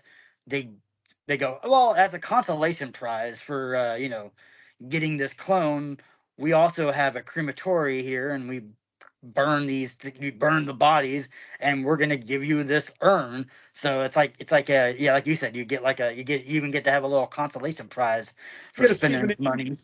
You get a souvenir of your own cloned burnt body in an urn. And Yeah. they get back to the hotel. His wife is freaking out like most people would be freaking out. Like, what the fuck, man? We just watched somebody get killed, watched dude get killed. Oh shit, we need to get the hell out of this country. This country is more fucked up than we thought it was. And he's freaking out, and then all of a sudden he loses his passport, and he was like, hey man, I can't go anywhere. I don't have my passport. He's like, if you want to go, you can go ahead and go, but until I find this passport, they're not gonna let me out of this country. Right. And it was weird too, dude, because like as part of the deal, like you said, they have to watch the execution of themselves. But of course, like you said, while M is like just horrified and can barely watch this happen, you see Alex kind of sitting there and start to develop almost like this smug, this kind of smile, almost of like self satisfaction or enjoyment of like watching whether it's the murder itself or the death of himself. Like Yeah, yeah. it's weird. Like you just kind of see him, and M calls him out on his bullshit. Like, she literally is like in bed, just like, you're disgusting. Like, I can't believe that you were able to just sit there and watch that with no reaction and like no emotion. And he's Yeah. just kind of like, well, I just kind of was. Yeah, Deal. yeah. Kind of a Yep. thing. It was weird. Yeah, yeah. And then, you got him, and then all of a sudden she goes away, and you got Skarsgård left there, and he's talking to this couple, and they find out that this couple has done this multiple times, and there's other people that they're friends with that have also been through this situation before, and it leads to a question in this discussion with all these people of whether or not, and it's kind of the question slash moral of the movie too, is the guy asks, well, do you think that you're the original, or do you think you're the clone? And that's the cool part of this movie, is like, you kind of think that, okay, maybe he is the original, but then again, there's things that go, well, maybe that's why he wasn't feeling the remorse, because he doesn't have what would be essentially the soul of a Yeah. person. So yeah, it was a cool concept. And then in fashion, they're like, hey man, let's go and do some more crimes. And they go and break into this guy's house that basically killed the couple, and what happened to them was some resort guy. They go there to try to break in and get something, and bad shit happens, and a couple people get killed, and all of a sudden they're all back into that warehouse again, going, okay, yeah, we're gonna pay, and then all of a sudden, they're like, the captain's like, nope, I'm tired of you rich people assholes being douchebags. You're gonna die, and we're gonna put you in here. And they put him in this little room, and all of a sudden, they're trying to do this, and Skarsgård is trying to defend the one girl and gets his throat slit. And as soon as he do that, which you're assuming, oh shit, they just killed the people. Nope. They're all in the back watching and laughing and having a good time about, hey dude, just look at that shit, man. That shit's awesome. We're just getting killed. So it's like, it's such a crazy cool concept, and it's like so weird within this movie, because it's basically like, what happens if you're a rich asshole that has a shit ton of money that doesn't give a shit about anybody else's life? And that's what these guys do. They don't care. They're like, well, if we do anything bad, because apparently in this country everything is basically outlawed. They were talking about, like, you can't do this, you can't, if you kill somebody, you're gonna die. If it's an accident, it's still gonna die. You're not allowed to do any kind of sodomy or any sexual kind of acts, any kind of drugs and stuff like that. If you do any of that stuff, they're like, yeah, well, fuck it, man. We're all multi-billionaires, I would assume. So they was like, yeah, we can do whatever we want to do. We can go around and kill anybody we want to, do whatever we want to, and there's no repercussions, because we can just have our clone get killed. Yep. And that's the thing that kind of leads towards like the second half of this movie, is like just a momentary backtrack to, like we discussed, where he had no remorse, it looked like, and was getting some kind of satisfaction out of watching his initial death, where it does pose that question of like, well, are you sure you're not the clone? Because maybe that is one of the reasons why he was emotionless, was because he, as the clone, is like, yes, I'm watching the death of my real self, which means I get to take over this life. But I personally lean a little bit more towards the fact that while I think it's very possible that the other group could have been clones, I do lean a little bit towards the possibility that Alex still managed to stay as the regular Alex. Because while he started getting kind of really into this and liking this lifestyle of kind of living on the edge, like danger, like, well, yeah, I can get arrested, but they're just going to make a new me to kill, and then I'll just go about my business. You start getting into this lifestyle, just psychedelic orgies and like just freedom, where he's like kind of separated from his wife, but not really. It's just kind of like they kind of get in the disagreement. So like you said, she leaves and he's like, well, I'm trapped. So until I can figure out my shit, I'm not going to be able to come home. So he kind of lives it up. Whereas the like they say in some of those, like, comedy movies, where it's like, well, it's not cheating if it's a different area code. He's in a completely like different country. So like he's just living it up. He's living his best, life, just getting here, just deep penetrating Mia and like all that kind of stuff, because her husband doesn't really seem to care. But yeah, just getting into all that kind of craziness. But now moving back forward to kind of why I wanted to cover the curiosity of whether he was real or fake, is he seems to kind of get over it. and decide that he doesn't want to be a part of this. He wants to go home. This is no longer for him. He can't handle these like just wackadoo people that he's hanging out with because they're of just a completely different level of crazy. Like he's like, well, I like having a certain amount of crazy in me to get my rocks off, but these people are on a whole nother level. And it shows that the whole time he had hidden his passport under the sink. So he tries to make an escape, and they chase him down in the bus he's in, the like shuttle bus to the airport. They chase him down in their cars and basically hold the bus at gunpoint, being like, "Look, if he doesn't come out, we're gonna come in after him and probably kill all you suckers for no reason, just because you didn't give him up." Yeah, and like you were saying, yeah, he starts getting into this before he decides to go, to escape. He gets into this drug-filled madness and the psychosis, and like you said, he's getting into and kind of changing his personality to this darker side. And what you like you said, when he decides to snap out of it and said he doesn't want to do this anymore, they supposedly have kidnapped the captain of the police force. So he's beating the shit out of this person with a hood on, assuming that it was the captain. They, take the hood off of it, and it's him. And these rich Another clone. assholes, yeah, these rich assholes have cloned a copy of him, Yeah. and just had the money and was like, as a joke, they're like, hey man, let's just do this, and that kind of sets them off. It's like, okay, fuck these guys. These guys are a little too crazy. So, like you said, he tries to escape. He goes and like you said, the bus comes, he runs away, he kind of gets injured a little bit, gets shot.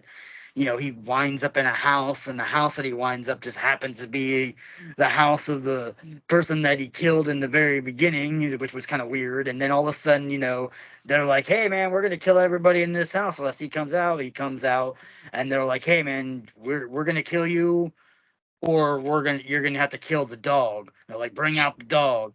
And obviously the dog is just the drugged up version of him, the clone. And yeah, he's just out of his gourd so much with all this psychological hallucinogen of drugs that the clone thinks he probably really is a dog, and starts barking and howling. And Skarsgård's character, the OG Skarsgård's like, nah, I'm not gonna fight this dude, man. He throws the knife down. They're like, well, no, the knife was for your safety. And all of a sudden, the dog comes after him, Yeah. and then eventually, he's got to wrestle and he's fighting with his dog, and he smashes the living shit out of himself, like Yeah. literally pummels the crap out of his face, like destroys himself, which was kind of weird. Like all this, the beating of this clone's face into mush. In real life, your hand would be destroyed. Like you would have destroyed. I mean, if you can destroy bones in the face and all that structure, you're gonna destroy the bones in your hands. So that was kind of weird where he didn't have any of that. But obviously he betters up, kills his clone, and then all of a sudden, the next time you see him, he's packing away to leave again, and you see he's got a third urn, so he's got the dog clone urn now, He's which just collecting himself. yeah, which begged the question that I always said, because I was telling Vampire this. It's weird because these guys are all going on a plane with these urns, and I've always heard and known that you're not supposed to fly with ashes, but I guess in this movie it don't make sense, or they're so rich that the airplane's like, I don't give a fuck what you bring in, you know what I mean? And like he said, he's going on the he's it's getting towards that end. He's packing up his stuff now.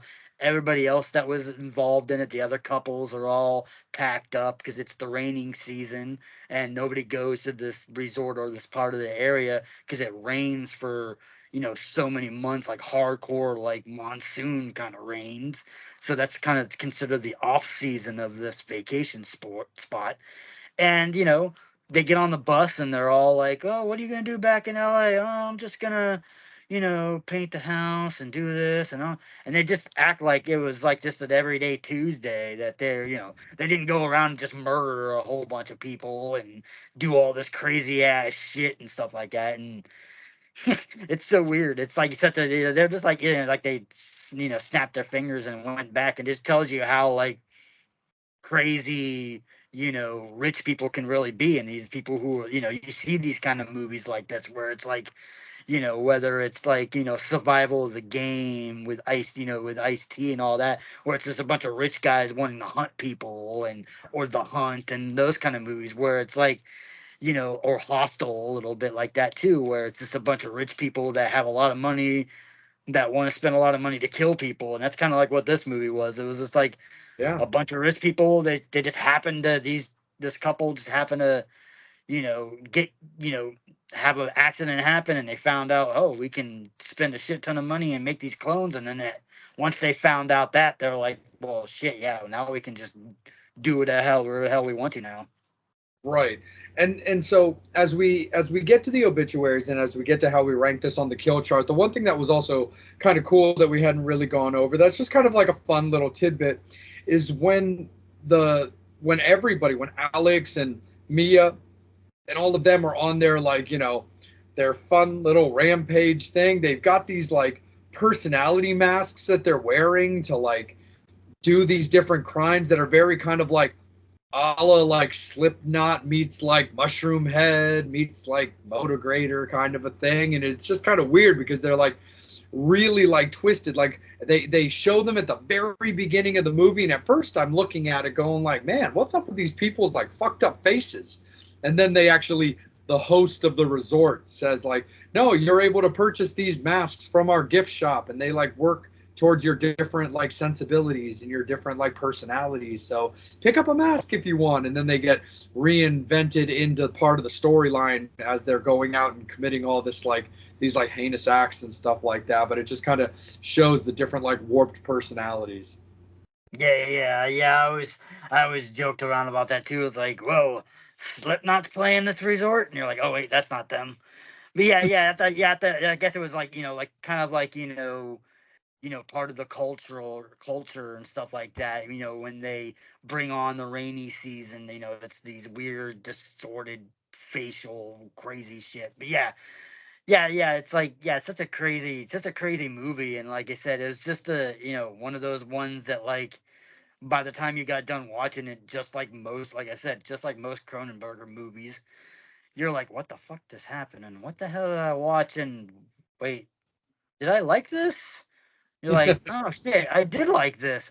Wait, what's that make me when you like these kind of movies? Then like, what kind of weird twisted shit? It's kind of like what would you do if you had that kind of money, and you could just do whatever kind of crimes you want to do, or do whatever the hell you want to do, and just have your clone. It's like it kind of makes you think like would you be Skarsgård, or would you be the Emily, where the Emily was the most people are going to be like, okay, this is fucked up, and I'm out of here. But Skarsgård's character is like, no, I like that. And the funny thing about it too, that we've mentioned a little bit with Emily being the money, she's gone, Yeah. but he still put the money on the resort through her name. Obviously, that other clone that he made that Extended got his killed. stay. Yep. It's like, yeah, put it on her dime. She's good. Exactly, for sure. Got And it's himself a sugar mama.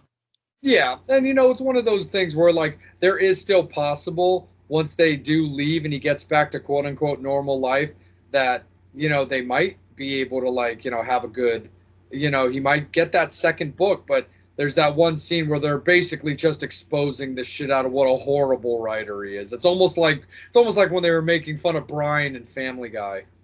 Yeah. But that's the crazy thing about this movie is like when you get to that point, it kind of does another alternative twist.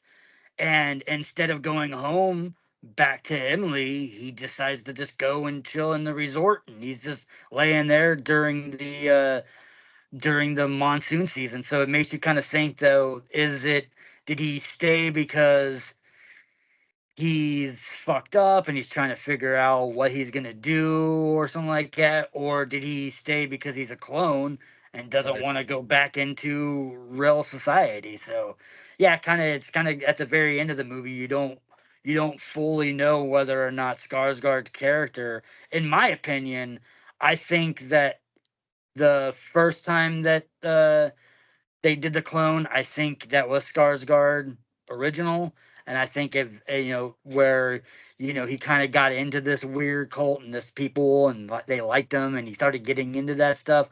But I think by the time that he kills his dog clone, he's already been a clone already. Yeah. No, I definitely think it's a possibility for that for sure. But Fangs, we're going to leave that up for you guys to figure out on your own. So, my dearest devil, where do you rate this?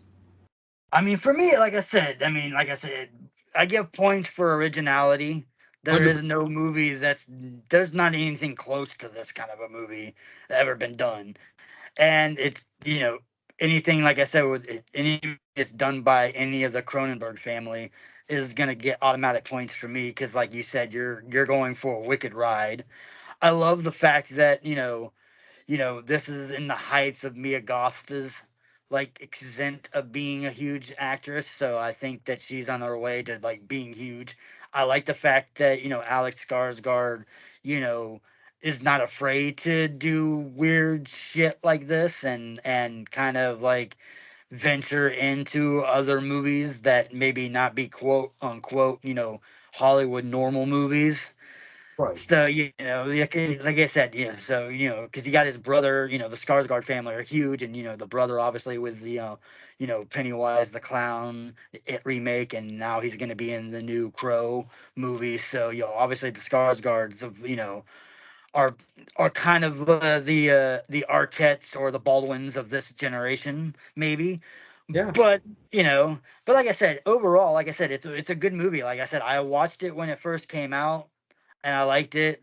I watched it again to rehash it. I watched it again with Vampire because he hadn't seen it yet. So I mean, within this movie came out in like 2023. So within a year, I've already seen this movie 3 times already, and I would watch it again. So I give it bonus points just because it's such a high level of good movie that you can watch it over again. Now, granted, like I said, there's stuff that's in it that might not be for everybody, and it is a kind of an odd movie, and it is more of a sort of avant-garde kind of weird kind of stuff too. But for me, I gotta rank it high. I gotta rank it as 7.5. Sounds good, man. No, I'm definitely with you on that. I like that. I like that way of thinking quite a bit. Definitely with you on all of those points. I definitely think that on the watchability scale, it is very good. It's definitely rewatchable. I think on the general populace rewatchability scale, it's a little bit low. I don't really personally see the general populace watching that movie on a consistent basis. But unlike other things that we've discussed, I think this movie is so strong and so unique that I do think it stands alone and doesn't deserve like a deduction like we normally would do when it comes to like the rewatchability. I'll definitely watch this movie again. I look forward to getting like a copy in my collection or just coming across it on like other streaming services and getting to rewatch it because I'll definitely watch it, more than once, more than twice myself. But I do think that the general horror populace, this is a little bit more of a niche market movie, but not to a level where under normal circumstances we would dock it anything. So I'm definitely with you, man. Honestly, I think 7.5 is correct. I think it's strong. It's definitely what I give it as well. So we'll lock it in. We'll chisel it in. Fangs, Devil Worshippers, there it shall be. Infinity Pool, 2023's Alex Skarsgård movie, 7.5 from Vampire and Devil. So we'll continue this on right into the other part of our showdown, which is M. Night Shyamalan's Old. That was the movie that I chose.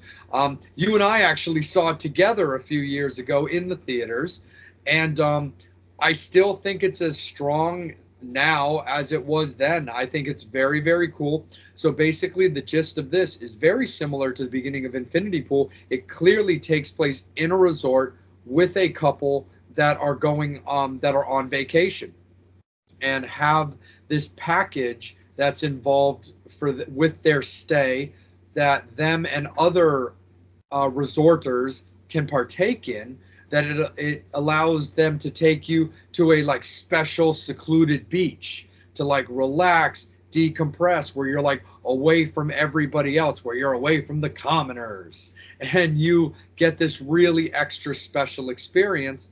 But that extra special experience comes with a price. And the basic speed version of this, despite the fact that, of course, we'll always break this down, is that the island that you're taken to, the special beach that you're taken to, ages you rapidly, like very rapidly. And that's the idea and the premise behind Old, is that anybody, no matter your age, being on this island drastically rapids your lifespan.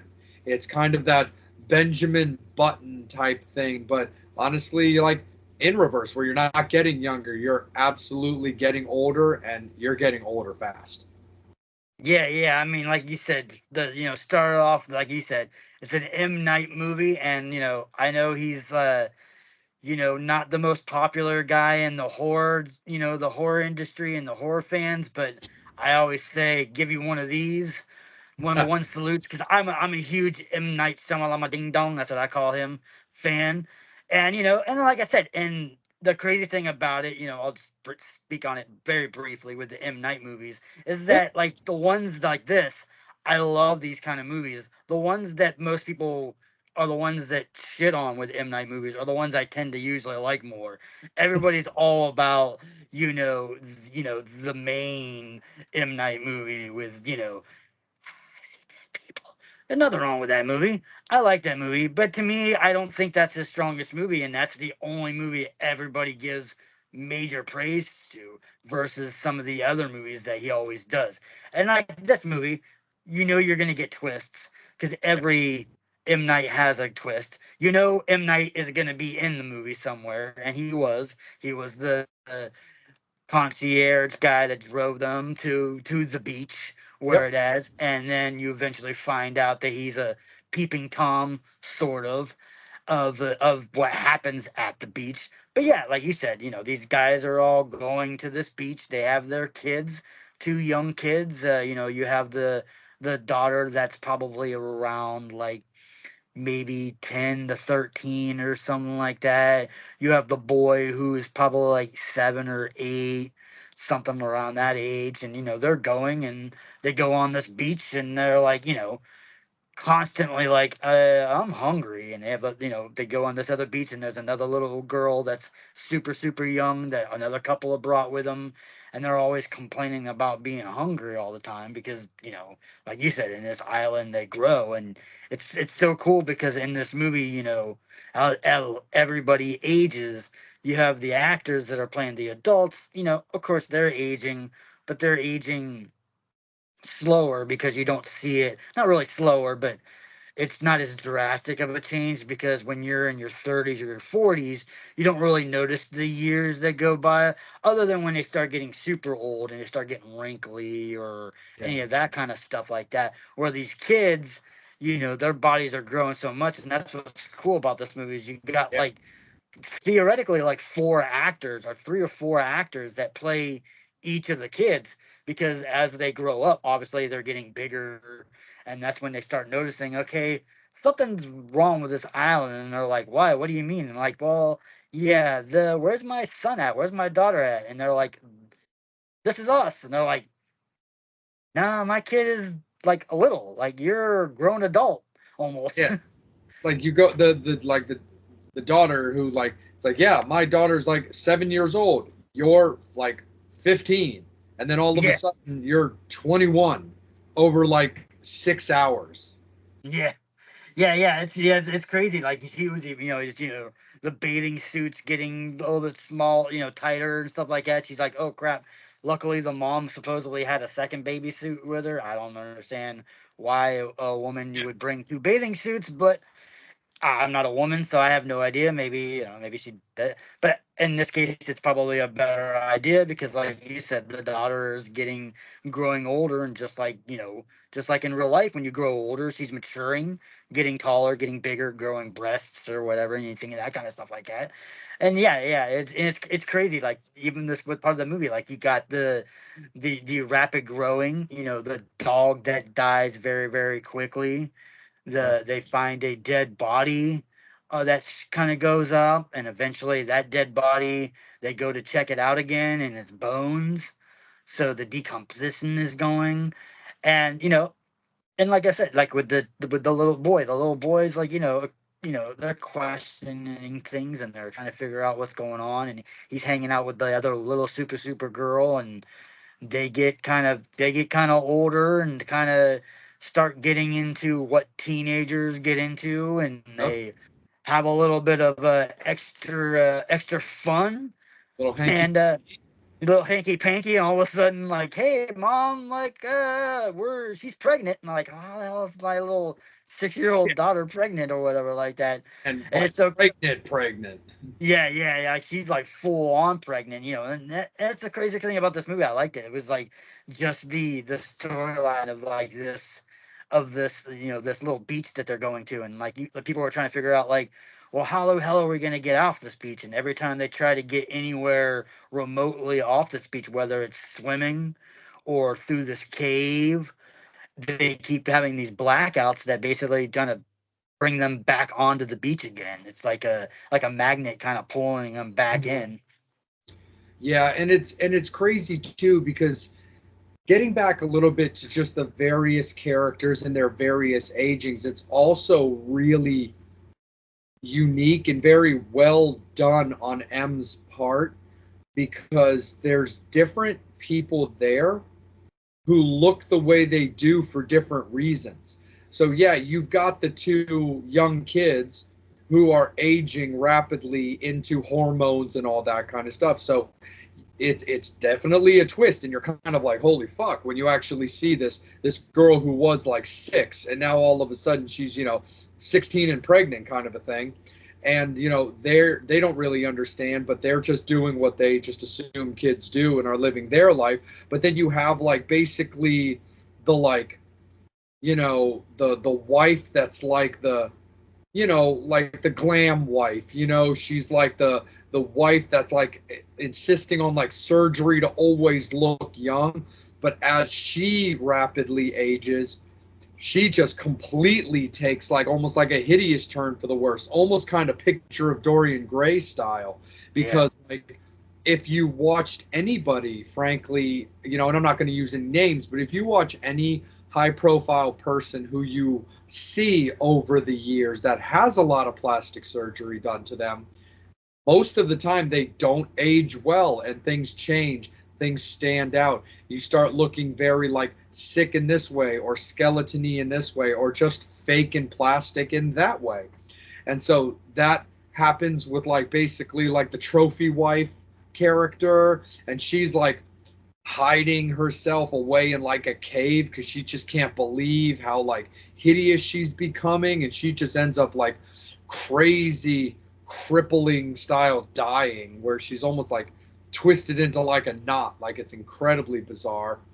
You have the young kids who really just want to form a life together with their child or soon to be child, and that almost turns into like an accidental death, almost meets suicide kind of style, where they're trying to climb away and climb up the wall out of this beach, and the pregnant girl ends up falling to like her death. And then you also have those levels of just mental and psychological breakdown where people who truly don't understand how this is happening or why this could possibly be happening to them, and they turn into just like a psychedelic, just kind of fit of rage, which turns into one of the crazier scenes for me, which is the murder of the one male character where they stab him with like a rusty nail, but the rust going into his bloodstream just rapidly kills him.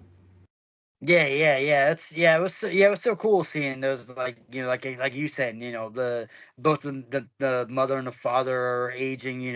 One's getting blind, one's getting deaf. You have the guy who got hit by the rusty nail. He has some form of dementia, and that's when he's constantly, and that just keeps him progressing. You have another couple that apparently has had seizures, and that's basically, when you talk about all these people with these ailments. Apparently, the wife had some kind of cyst in her stomach, and apparently it was the size of like a small golf ball, and then just throughout the whole entire time becomes super large because of all the rapidly progressing.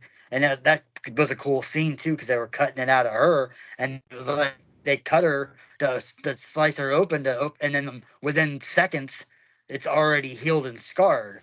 So Yeah. they literally had to cut her open and put their fingers inside the wound to basically keep it from closing back up again, which was really, really cool. And like I said, all these people then eventually find out why they're on this island because of all of them having some kind of ailment. And that's what this island's all about, is like trying to figure out, like when you find out, like, trying to figure out these cures and stuff like that. But yeah. Then, it gets towards the end of the movie, and, you know, just like it would be in normal life, obviously, every, I think I said it was like every 30 minutes is like a year or Yeah. something like that. So obviously, throughout the night, you got 8, 9 hours, the adults are going to die. They're Yeah. just going to die of old age. By the time the day comes back in the morning, the kids who are little kids are all in their like 40s now and 50s now almost. They're like middle aged. They're like middle aged now, and they're trying to figure out like, I don't know what the hell we're going to do. And he's like, well, I have this little, he just all of a sudden remembers, like, oh, yeah, me and this one kid on the island had this little code things that we did, and we made this puzzle. And I never got a chance to figure out what the code was or what the puzzle was because we were so worried about other things. So, the sister's like, well, what else are we going to do? Yeah. We're stuck on this island. We're going to die here soon. And then you All they realize that basically knew was like the coral had something to do with it. Yeah, and that's what it was like the code said that, his uncle was afraid of the coral, so they come up with an idea like, maybe we can try to swim to that part, because everybody who was trying to swim kept trying to swim out towards help instead of going more towards the to the right side of the where the coral is, because if you're trying to escape, you're really not going to think about going over that way anyway. And that's what happens to find out, is like this area of the coral is kind of like an unmechanism of this island, and you can go through there and survive. And that's what they do, and they get to the Yeah. end of the movie, and that's when you find out about this crazy ass resort. And that's the other thing too, though, is like again that kind of gets back to M Night's particular character, because he's also the lookout, like for basically kind of like the boss people. So like he sees that they kind of figure it out, and probably that they weren't the first people to figure it out, but he's watching and he's like, okay, these people, they got stuck down there, they're just gonna drown. They clearly have not made it up. They didn't make it. They either ran out of air or got stuck or whatever. So he just kind of chalks it up as, well, those were the last. I can go back home now or whatever. So he goes back to the resort and he's like, yeah, they're all dead. So when's dinner, kind of a thing. Yeah. Then to find these two, middle-aged people walking back into the resort, and it's so crazy because this adult goes back and has a conversation with a police officer that he was talking to as a child. And he basically was like, hey, I know you don't remember me, but, yesterday or whatever, you and I were having this conversation, and you use these points of interest to be like, how would you know that I had that conversation? How do you know that I'm a cop? Because these were all conversations that he had with him when the boy was still like 8.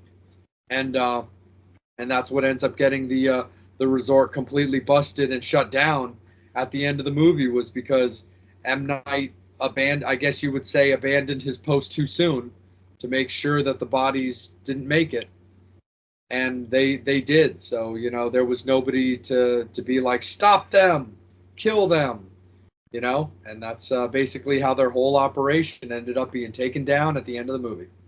Yeah, and like I said, and it's like, and you kind of think of it as, in a horror aspect of it, which is kind of interesting because it's like both sides of it. It's very horror related because, obviously you're putting these people on this island and they're gonna die because they're gonna age, but it's also, you find out that it's very scientific. They're doing the study. They gave them these cocktails in the beginning of the resort, and like I said, the one girl who had like seizures didn't start having seizures until like way later. So she survived 3 hours or 5 hours without having a seizure, which was almost like 15 years Yeah, without having a seizure. So they were like, okay, well, this works. So then you find out it's kind of like that moral like thing, like, like the people who, that are against animal testing. yeah, It's kind of like that, where it's like, yeah, you should be against it, but then again, without animal testing, there wouldn't be some of these cures for vaccines and polio and all that kind of stuff if we wouldn't have had it. So it's kind of like in this one where you kind of think of it too, like, is it wrong for them to be killing sort of these people, as guinea pigs? But then again, if they're able to cure Alzheimer's, or they're able to cure epilepsy, or any, like, let's say like cancer or HIV or something like that through this thing, it's like, does the means justify the end then? Like, yeah. is it so bad then? No, you're definitely right about all of that, brother. So let's talk obituaries. Let's talk about the kill rankings for this. So, I mean, this is my movie, so I guess I'll start this one off. Honestly, I love everything about this movie. I just think it's so strong. And I'm definitely with you on the thing that I find so interesting is that the movies that M. Night seems to be really known for don't necessarily seem to be his best work, at least not in our eyes. I honestly, personally think that this is probably his best work. I mean, I love the stuff he's known for, but I really think this is a strong movie. And I also find it to be very high on the watchability scale.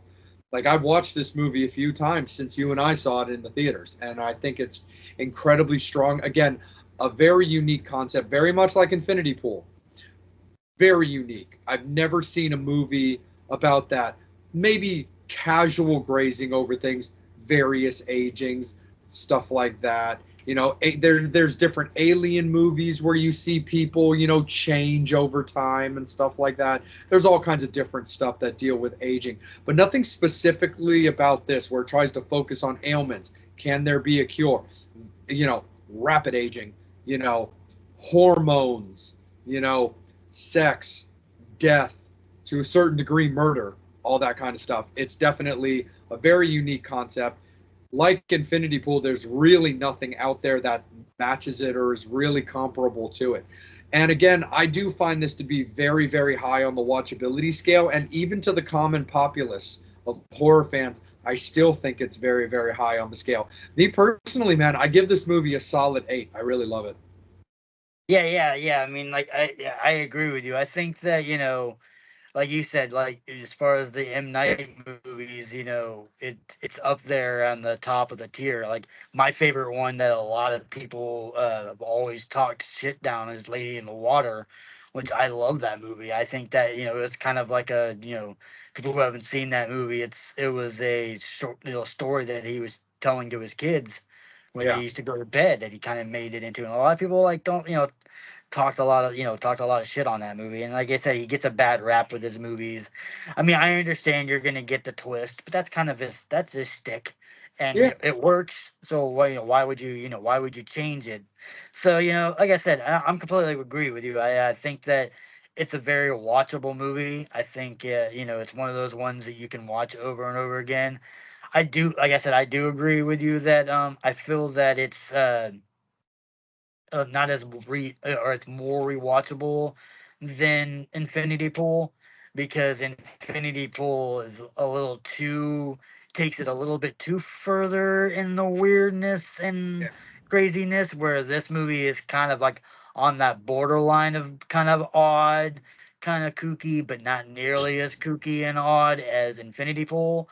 I mean, I think the only part of this movie that gets any kind of downplaying is that, and it's not really a bad thing, but versus Infinity Pool, is that you don't have really any huge big actors in True. this movie. It's more, I mean, these people, some of these people in this movies have been in other movies. It's Yeah. not like they're not 100% unknown actors, but yeah, they're not as big as like you said, like the Skarsgård that was in that, or like Mia Goth now, even though she's sort of a up and comer. She's a blown up and comer now. Everybody's Yeah. on that Mia Goth, wagon. So I think, like, if people are watching it, I think that people would watch Old more than they probably would watch Infinity Pool. But I think that they would probably gravitate towards watching Infinity Pool first, only because of having a Skarsgård, which they might confuse it with the wrong Skarsgård, Sure. or the fact that Mia Goth is in that movie. And like I said, the people who are in the horror realm now are like, going on that Mia, bandwagon, kind of Yeah. jumping on that thing.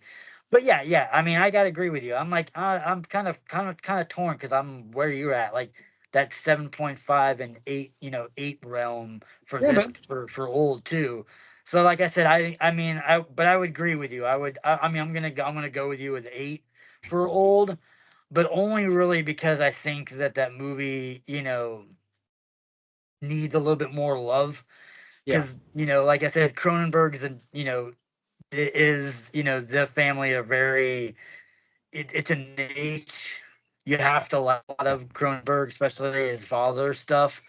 I mean, a lot of people in the horror community like it. A lot of people don't like it because it's very odd. And just like that movie, it's very odd.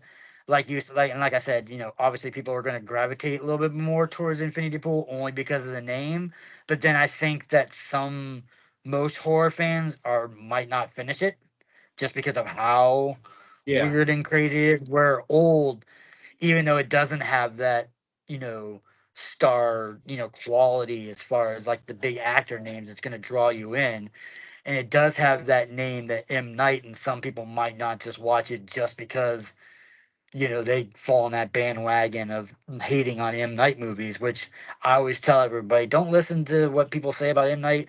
Go and watch it. I mean, do I Mhm. love every M. Night movie? No. There's a bunch of ones that people praise. Some of the ones that they praise are the ones that I think are his least good movies. Yeah. So yeah, so like I said, yes. So I think people, and with that, even if it's not an M. Night movie, you take his name out of this movie, I think more people will finish Old versus finishing Infinity Pool. So I think that's why I would have to go with you with the 8 for Old versus, and give Old the kill over Infinity Pool. I get you, man. No, and all of those are incredibly good points, very valid points as well, because a lot of that Cronenberg style, you can even see it in a more modern day stuff, very similar like what Rob Zombie does. Like, for example, I love the script, the screenplay for Lords of Salem. I always have, but man, that movie is wacky. It's really out there, and you kind of have to be in to that type of wacky, weird, psychedelic craziness and be prepared to finish that movie. Where, again, Rob himself has gotten a lot of criticism and slack about that movie that he's also addressed. He's like, hey, man, there are people that say they absolutely love this movie, and they have other people who say this is the worst movie ever made. So it's definitely that kind of thing. You gotta kind of be a fan to ride with it. Where I definitely think you're right about that. We've talked before about the slow burn, and where I don't find Infinity Pool to be a slow burn whatsoever. I think it gets right to the point, and I think it gets you involved. But yeah, it's so wacky, it's so out there that it might trigger as just kind of a disconnect with the modern populace, as something like Old has that story. It's designed as a story trajectory that you're more likely to finish reading that book. Yep. So I'm definitely with you on that one, man. So that's the way it's going to be, Fangs. It is going to be an 8 for Old, which means fatality. Old takes out Infinity Pool as an 8 to a 7.5 in our Life's a Beach showdown of Vampire versus Devil. So chalk this one up. Fangs out, baby, for the vampire gets the win. Horns up, fangs out. What's up? It's the Devil here with another quick movie review. Just got done watching the Dutch film Speak No Evil. It's about a Dutch family inviting a Danish family over for vacation, but that's not all they want. They want you dead and they want your children. My kind of movie. It was pretty cool. It was kind of goofy and kooky and murderous, and that's what I like. I heard rumors that the Americans are gonna remake this movie. There's a novel approach. They've never remade a foreign film before. Check this out before they do it. All right, Fangs, we got another coffin nails to talk about. The question is, do we have to? Yeah, I guess we do. All right, Alita, Vampire Mistress, 2019. Dude, 4. 4. Shit acting, terrible storyline. The only thing that's going to get any type of like enjoyment from the general populace of this movie is the fact that if you're a guy, it's got a lot of nudity to it. And if you like Queen of the Damned, they tried to do a little ounce of like a Chinese empress spin off of Queen of the Damned. But bad acting, bad accents. At one point, a musical number breaks out for some reason. I don't know why. It just does. But okay, I guess that's a thing. And then just like a lot of pointless nudity, but I guess enjoyable nudity, but that's just kind of the way it is. And then terrible CGI about like scorpion tails and burnt faces coming out of Alita when they're trying to like defeat her, as she's then like, you know, side karate kicked into another dimension. Yeah, so that's about all you're going to get. So, Alita, Vampire Mistress. Fangs, you guys can pass on this one. 4 is the way it's going to be as I aggressively slam the coffin shut on Alita, Vampire Mistress. Later.